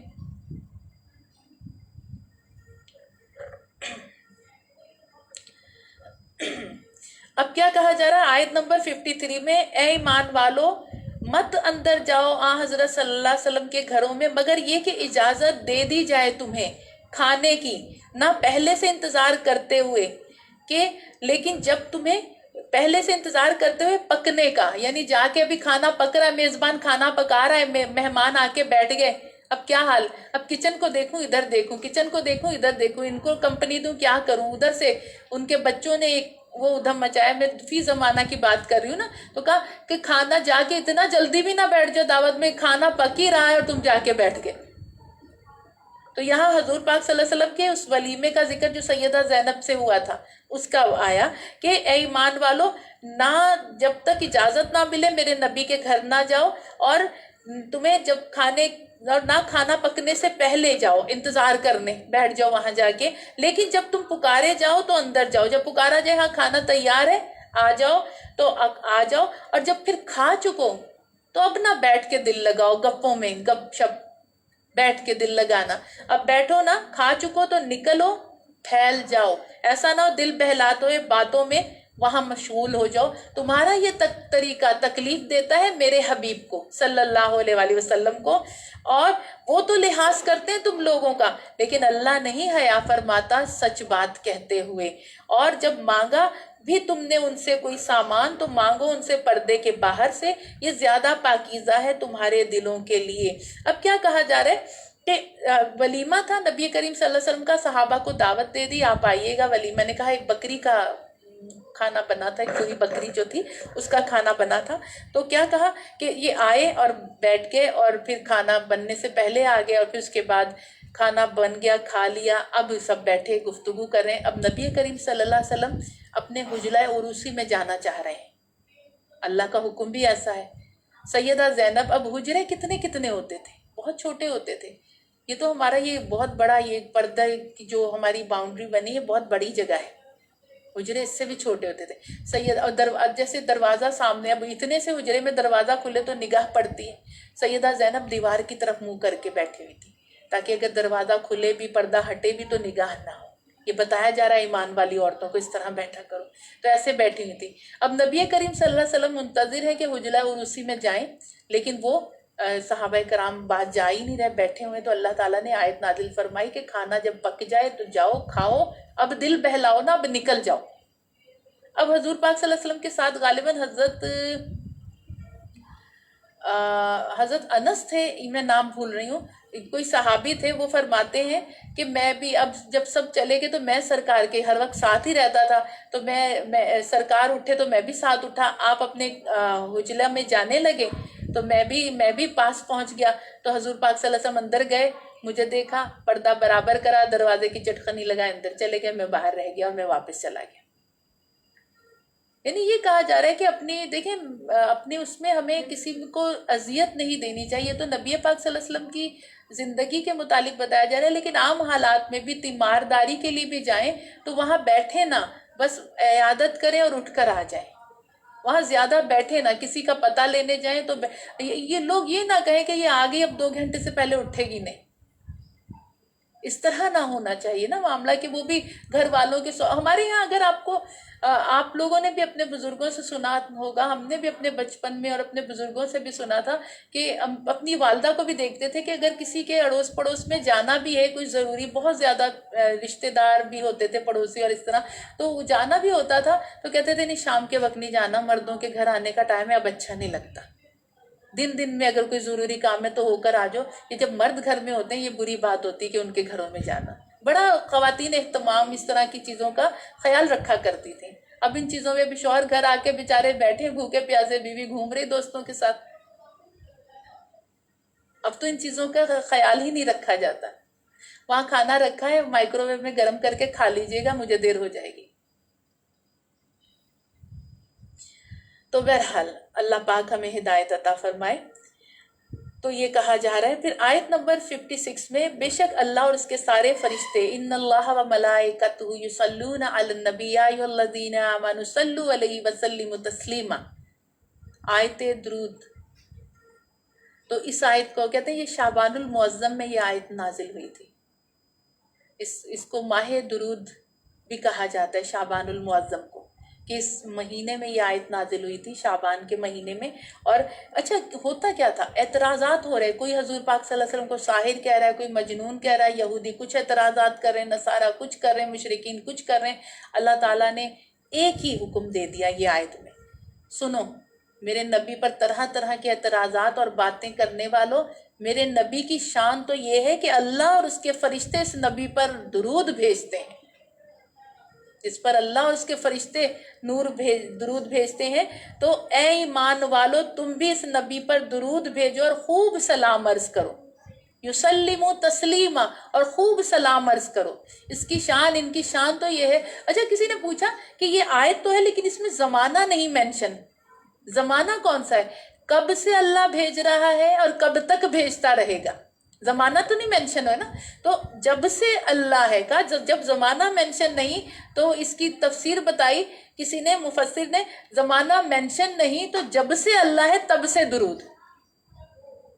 اور درود کیا ہے؟ دعا، شان ہے نا، یہی چیزیں ہیں نا. تو کس کی شان بیان کی جاتی، کس پہ دعائیں بھیجی جاتی؟ جس میں صفات ہوں، سراپا صفات ہوں جن میں. تو جو صفات ہیں تو اس پر اللہ درود بھیج رہا ہے اور آپ کی شان بیان کر رہا ہے. تو کہا جب سے اللہ ہے تب سے درود. اور کہا کب تک؟ کہا یہ کوئی بتا ہی نہیں سکتا کہ کب تک. جب اللہ نے کہہ دیا بے شک اللہ اور اس کے فرشتے، دیکھیں کوئی زمانہ نہیں آ رہا، بے شک اللہ اور اس کے فرشتے اس نبی پر ہدیہ درود اور سلام بھیجتے ہیں، تو قصہ مختصر ہے ایمان والو، تم بھی بھیجو، یہ اعتراض کرنے والوں کو اعتراض کرتے رہنے دو، انہیں پتہ لگ جائے میرے حبیب کی شان تو یہ ہے کہ اللہ، فرشتے اور ایمان والے اس پر درود بھیج رہے ہیں. ٹھیک ہے.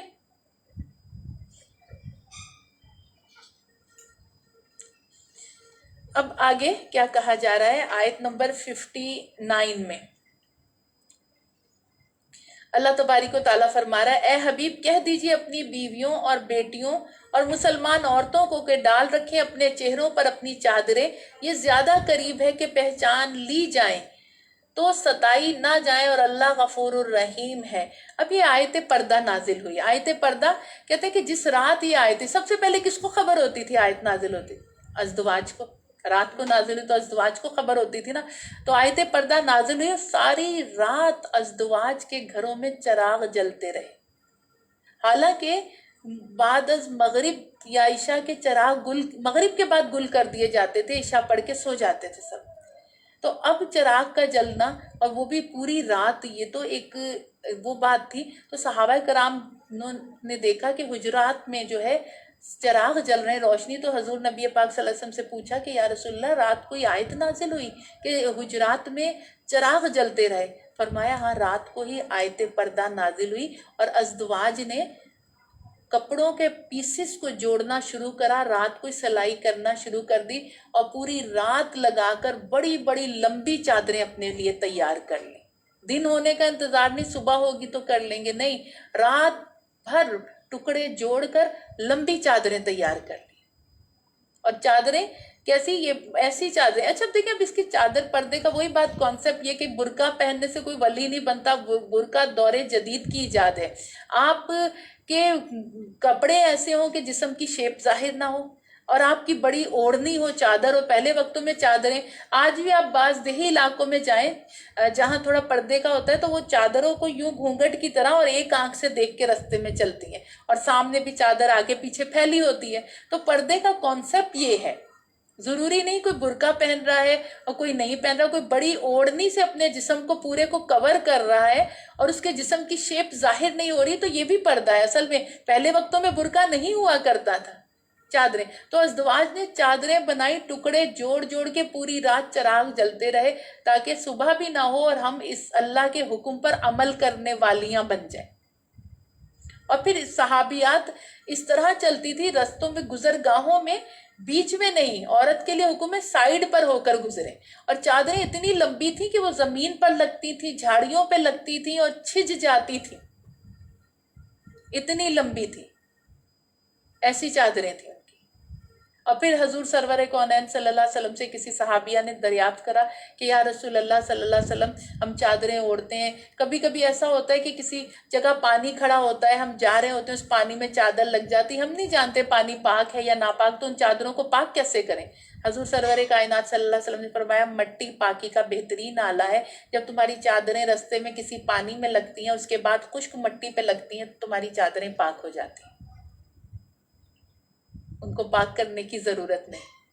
کہ تیمم کرتے ہیں نا مٹی سے، تو مٹی پاکی کا آلہ، ادھر پانی میں لگی، پھر آگے خشک مٹی میں وہی چادر لگی پانی والی، وہ خشک مٹی نے پانی اگرچہ ناپاک بھی تھا اس کو پاک کر دیا. یہ کہا تیمم بھی تو یہی کرتا ہے، ناپاک کو پاک کر دیتا ہے. تو یہ کتنا آسان دین ہے.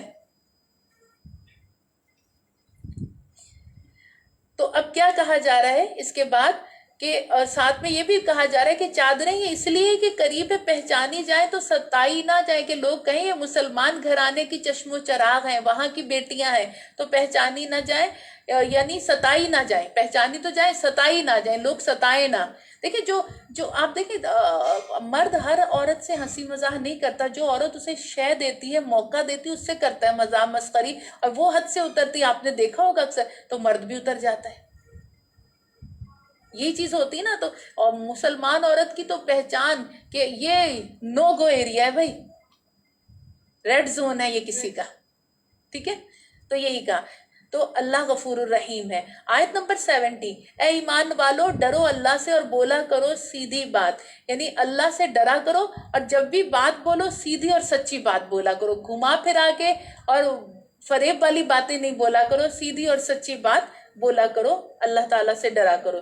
اچھا اب کیا ہے، اب ہم تھوڑا سا اس کے مضامین، سورت کا آغاز تھوڑا سا مضامین پہ بات کر لیں۔ زمانہ جاہلیت کی غلط رسموں پر کاری ضرب لگا کر کہا گیا ہے کہ لگایا گیا ہے، مگر اس سے پہلے ہر مومن مسلمان کو بتایا کہ وہ اپنے خالق مالک کے حکم کو بے چوں چراں تعمیل کرے، اور اگر اس سلسلے میں لوگوں کی مخالفت کا سامنا کرنا پڑے یا لوگوں کی طرف سے ملامت کا ڈر ہو تو اس کی پرواہ نہ کرے، اور بلکہ اپنے سارے کام کار ساز کائنات کے سپرد کر دے۔ ہم کیا ہوتا ہے کہ ہم لوگوں سے ڈرتے ہیں، لوگ کیا کہہ دیں گے، لوگ کیا کہیں گے، تو کہا نہیں، جہاں اللہ کی اطاعت کر رہے ہو وہاں اپنے معاملات بھی اللہ کے سپرد کر دو، لوگوں کی پھر پرواہ نہ کرو، یہ کہا جا رہا ہے اس میں۔ اور پھر اس میں عرب میں یہ بھی رواج تھا کہ اگر کوئی شخص کسی کو لیپالک بیٹا بناتا تو اس کا حقیقی بیٹا تصور کیا جاتا اور وراثت میں حقدار بن جاتا۔ تو اس لیے کیا کہا جا رہا ہے کہ تو اب یہ بتایا جا رہا ہے کہ یہ وراثت میں حصے دار نہیں بنے گا۔ یہ مضامین تو ہم کر چکے تھے، سیدہ زینب سے نکاح کا بھی ہو گیا، لیکن اب ایک اہم بات جو جنگ احد میں جو اس کا ذکر بھی آ رہا ہے کہ گھاٹی پر مقرر کردہ افراد کی حکم سمجھنے میں کوتاہی کی وجہ سے جو مسلمانوں کو نقصان اٹھانا پڑا، جس کی وجہ سے مکے کے کافر، اطراف کے مشرکین اور مدینے کے یہودی مسلمانوں کو نیست و نابود کرنے کی تدبیریں کرنے لگے۔ اور اسی دوران ایک فیصلے کے سلسلے میں نبی پاک یہودیوں کی ایک بستی میں، یہ بڑا مشہور واقعہ ہے، یہودیوں کی ایک بستی میں گئے اور وہ بڑے اچھے طریقے سے یہودی پیش آئے۔ دیکھیں یہودیوں کے متعلق حدیث میں آئے مکار قوم ہے، مکاری اپنی کہیں نہ کہیں دکھاتا ہے۔ یہودی آپ کی پیٹھ پیچھے وار کرے گا، آپ کو غافل کر کے وار کرے گا۔ یہودیوں کے لیے یہ آیا ہے کہ یہ مکار قوم ہے۔ تو یہاں کیا، انہوں نے بھی اچھے طریقے سے حضور پاک صلی اللہ علیہ وسلم سے پیش آئے اور ایک دیوار کے سائے میں حضور پاک صلی اللہ علیہ وسلم کو بٹھا دیا، اور اس دیوار کے اوپر چکی کا پارٹ، وہ بڑا وزنی ہوتا ہے، پتھر کی چکی ہوتی ہے جس میں آٹا پیسا، وہ رکھ دیا کہ اب کسی طرح اسے رسول پاک صلی اللہ علیہ وسلم پر معاذ اللہ گرا کر کام تمام کر دیں گے۔ اللہ نے اپنے حبیب کو اس کی خبر دے دی، حضور بغیر کسی مذاکرات کے ناراض ہو کے وہاں سے آ گئے کہ تم جیسی قوم پر اعتبار کرا ہی نہیں جا سکتا۔ آپ وہاں سے تشریف لے آئے، اور پھر کیا ہوا کہ اور اس کو پھر اس کے ذریعے اللہ تعالیٰ نے جبرائیل کے ذریعے یہودیوں کی سازش سے حضور کو آگاہ کیا۔ پھر آپ نے اس دن یہودیوں کو 10 دن کے اندر مدینے سے نکل جانے کا حکم دیا کہ اب 10 دن ہے تمہارے پاس، مدینے سے نکل جاؤ۔ اس واقعے کے بعد تمام اہل کفر مل کر مدینہ پر حملہ آور ہوئے، اور مسلمانوں نے مدینے میں خندقیں کھود کر بڑی بہادری سے کفر والوں کو حملے سے روک کے رکھا، اور 10-12 ہزار کا لشکر جو ایک چھوٹی سی بستی پر حملہ آور ہوا تھا، اس کے تمام ارادے خاک میں مل گئے، اور یہ جنگ خندق کہلائی۔ اس جنگ میں مسلمانوں کو یہ فائدہ ہوا کہ اس کے بعد مسلمان کفر پر حملہ کرنے کی پوزیشن میں آ گئے، جبکہ اس سے پہلے مسلمان کفر کی سازشوں کا دفاع کرتے رہے۔ اور رسول اللہ صلی اللہ علیہ وسلم نے اعلان فرما دیا کہ آج کے بعد قریش تم پر لشکر کشی نہ کر سکیں گے، بلکہ تم ہی ان پر لشکر کشی کرو گے۔ یعنی اس سے ایک چیز یہ ہوئی، اور اس جنگ کا یہ بھی فائدہ، منافق بے نقاب ہو گئے۔ پہلے جو ڈھکے چھپے رہتے تھے اب ظاہر، کبھی کبھی کسی انسان کا رویہ یا اس کی کوئی حرکت ہمیں تکلیف دے جاتی، لیکن اس پہ وہ پریشان نہ ہوا کریں۔ یہ اللہ ان کا وہ رخ جو ہمارے لیے خطرناک اور آئندہ بھی خطرناک ہو سکتا تھا، اللہ پہلے سے ہم پر کھول دیتا ہے۔ ہمیں دکھ تو بہت ہوتا ہے نا، کس پر بڑا بھروسہ کرا، لیکن یہ ہمارے حق میں آئندہ کے لیے بہتر ہوتا ہے۔ ٹھیک ہے کہ اب محتاط، اور کہتے ہیں نا مومن ایک سوراخ سے بار بار نہیں ڈسا جاتا، پھر آپ الرٹ ہو جاتے ہو کہ یہ کس طرح کا ہے۔ تو یہی کہا کہ اب کیا یہ بے نقاب ہو گئے، اور اب مسلمان ان کی خفیہ چالوں سے محفوظ ہو گئے۔ اور پھر اب یہ ازواج مطہرات کا بھی ذکر آ گیا تھا، وہ بھی ہم نے تفصیل سے بیان کر دیا تھا، اور بارگاہ رسالت کے آداب کے متعلق احکامات دیے گئے کہ نبی پاک کے گھروں میں اجازت کے بغیر جانا بند کر دیا گیا، اور ازواج مطہرات کے متعلق یہ قانون کہ گھروں میں صرف قریبی رشتہ دار جیسے بھانجے، بھتیجے، باپ، یہ رشتہ دار آ سکتے ہیں، اس کے سوا اور نہیں، جو جس طرح ہمارے یہاں سب کزنس اور یہ اور وہ والے معاملات نہیں۔ ٹھیک ہے، تو یہ منع کر دیا۔ اور پھر اسی طرح اس کے بعد جو ہے عورتوں کو بھی سج دھج کے باہر نکلنے سے منع کر دیا کہ سج دھج کے چھنکار والے بجنے والے زیورات پہن کر باہر نہ جائیں، نامحرم مردوں میں نہ جائیں، ٹھیک ہے، اس سے بھی منع کر دیا گیا۔ اور پھر رسول کی ازدواج کو تمام مومنوں کی مائیں قرار دے دیا۔ اور اب اس سے یہ بھی ایک مسئلہ حل ہو گیا کہ سرکار دو عالم صلی اللہ علیہ وسلم کے وصال کے بعد کوئی شخص ازدواج سے نکاح نہیں کر سکتا، ٹھیک ہے، کیونکہ وہ مومنوں کی مائیں ہیں۔ تو یہ ہو گیا، اور یہ کہہ دیا، اور حضور پاک صلی اللہ علیہ وسلم کے وسیلے سے ان کے لیے بڑا اعزاز و اکرام ہے کہ انہیں پوری امت مسلمہ کی محترم مائیں ہونے کا انعام ملا۔ اور یہ اب اسی نسبت سے دیکھیں کہ ازدواج مطہرات کے روحانی بیٹے ہونے کا امت مسلمہ کو اعزاز ملا کہ ان کے روحانی بیٹے ہیں۔ جب وہ ام المومنین ہیں، امہات المومنین ہیں، تو مسلمان مرد ان کے روحانی بیٹے ہوئے، تو یہ کتنا بڑا اعزاز ہے۔ تو یہ اعزاز نصیب ہوا، اور معاشرتی اصلاح کے سلسلے میں تمام مسلمان عورتوں کو حکم دیا کہ جب ضرورت کے وقت گھر سے نکلیں تو بڑی چادریں سے اپنے آپ کو ڈھانپ لیں اور گھونگھٹ ڈال کے چلیں۔ اور آخر میں جو ایک چیز پر تنبیہ کی جا رہی، افواہ سازی، یہ منافقین کا طریقہ تھا، افواہ پھیلانا۔ تو اس سے کہا جا رہا ہے کہ افواہ منافقین اور رذیل لوگوں کی عادت ہوتی، مومن کی عادت نہیں ہوتی افواہ میں آنا یا افواہ کو اڑانا، یہ بھی۔ اور آج بھی مسلم معاشرے میں اسی افواہ سازی سے بڑے بڑے فساد برپا ہو جاتے ہیں مسلم معاشرے میں۔ اور پھر اس کے بعد نبی پاک صلی اللہ علیہ وسلم کا فرمان ہے، کسی آدمی کے جھوٹا ہونے کے لیے اتنا ہی کافی ہے جو بات سنے بغیر تحقیق کے اس کو آگے بیان کر دے۔ یہ مسلم شریف کی حدیث ہے۔ ہمارا وقت ہو گیا بہت، میرا خیال ہم اتنا ہی کر لیتے ہیں، پھر کل آگے ایک صورت کل لے لیں گے انشاءاللہ۔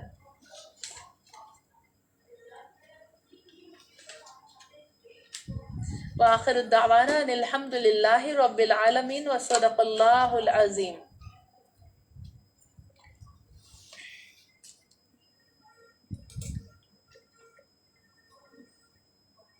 دعا کر لیتے ہیں۔ اعوذ باللہ من الشیطان الرجیم، بسم اللہ الرحمن الرحیم، اللہم صلی علی محمد وعلی آل محمد کما صلیت علی ابراہیم وعلی آل ابراہیم انک حمید مجید، اللہم بارک علی محمد وعلی آل محمد کما بارکت علی ابراہیم وعلی آل ابراہیم انک حمید مجید۔ بسم اللہ الرحمن الرحیم، الحمد للہ رب العالمین الرحمن الرحیم مالک یوم الدین، ایاک نعبد و ایاک نستعین، اہدنا الصراط المستقیم صراط الذین انعمت علیہم غیر المغضوب علیہم ولا الضالین آمین۔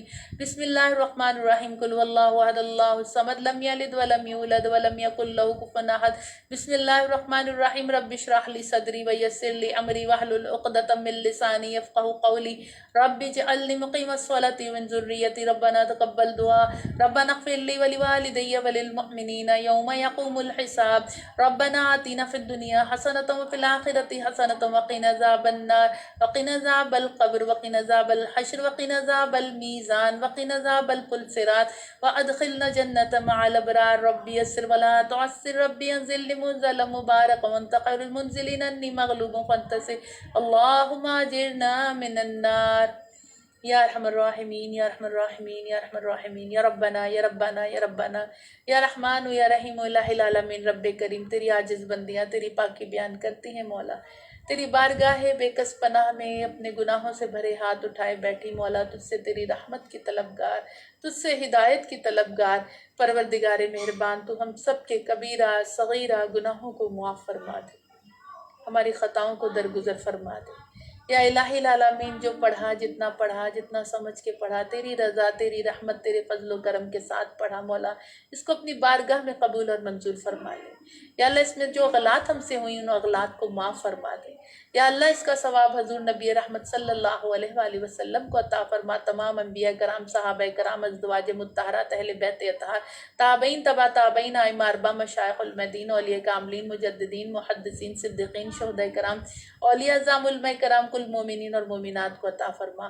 خصوصاً اس کا ثواب یا اللہ اہل محفل کے جتنے بھی پیارے اس دنیا سے جا چکے، اس کا ثواب ان کی ارواح کو عطا فرما، درجات کی بلندی عطا فرما، ان کی قبور کو پر انوار جنت کے باغوں میں سے باغ تا حد نگاہ وسیع و کشادہ فرما دے، روشنیوں کا مرکز، خوشبوؤں کا مرکز بنا دے۔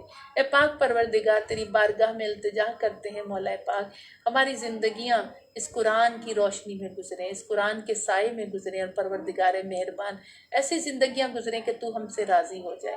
ہماری اولادوں کو بھی نیک کر دے، ان کو ہماری آنکھوں کی ٹھنڈک اور دلوں کا قرار بنا دے میرے مولا۔ یا الہ العالمین ہمارے بچوں کو اور ہمیں نیک بنا دے یا اللہ۔ یا اللہ کثرت سے نوافل پڑھنے والا، ذکر و اذکار کرنے والا، درود پاک پڑھنے والا، قرآن کی رغبت رکھنے والا، قرآن محبت کے ساتھ پڑھنے اور سمجھنے والا، تیری راہ میں خرچ کرنے والا، تیرے بندوں کے کام آنے والا، تیری رضا میں راضی رہنے والا، تیرے شکر گزاری کرنے والا، یا اللہ تیری فرما برداری کرنے والا بنا دے۔ پروردگار مہربان ہماری حاضریاں قبول فرما، ہماری زندگیاں تیرے دین کی راہوں میں گزر جائیں، تیرے دین کی کاموں میں گزر جائیں، تو ہمیں قبول فرما لے، ہمارے بچوں کو بھی قبول فرما لے۔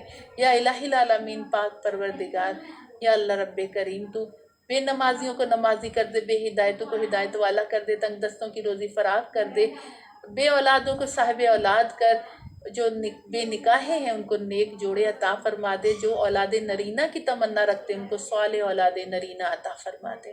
یا الہ العالمین تو سب کی خیر فرما، سب کا بھلا فرما، اس ماہ مکرم کے صدقے ہم پر آسانیاں فرما، بیماریاں دور کر دے، مشکلیں آسان کر دے، پریشانیاں دور کر دے، امت کے حالات بہتر فرما دے۔ یا اللہ ہمارے ملک پاکستان کو رہتی دنیا تک قائم اور سلامت رکھنا۔ یا اللہ اس کو اندرونی بیرونی سازشوں سے بچا۔ یا اللہ اس میں ایسے حکمران بھیج جو آقا کریم صلی اللہ علیہ وسلم کی غلامی کرتے ہوں۔ یا اللہ جو شریعت کا علم جانتے ہوں، جو شریعت کے علم پر عمل کرتے ہوں، اور نہ صرف عمل کرتے ہوں بلکہ عمل کرواتے ہوں یا اللہ۔ یا اللہ ہم سب کی دعائیں قبول فرما، حاضری قبول فرما، ہم سب کا آنا جانا اٹھنا بیٹھنا بادب سننا سنانا قبول اور منظور فرما۔ آمین اللہم آمین۔ ان اللہ و ملائکۃ یصلون علی النبی یا ایھا الذین آمنوا صلوا علیہ وسلموا تسلیما سبحان ربک رب العزۃ عما یصفون والسلام علی المرسلین والحمد للہ رب العالمین۔ جب دم واپسی ہو یا رب ہم سب کو نصیب کرنا کلمہ حق پڑھنے کی توفیق، حق لا الہ الا اللہ محمد رسول اللہ صلی اللہ تعالی علی خیر خلقہ محمد وآلہ وصحبہ اجمعین برحمتک یا ارحم الراحمین اللہم آمین۔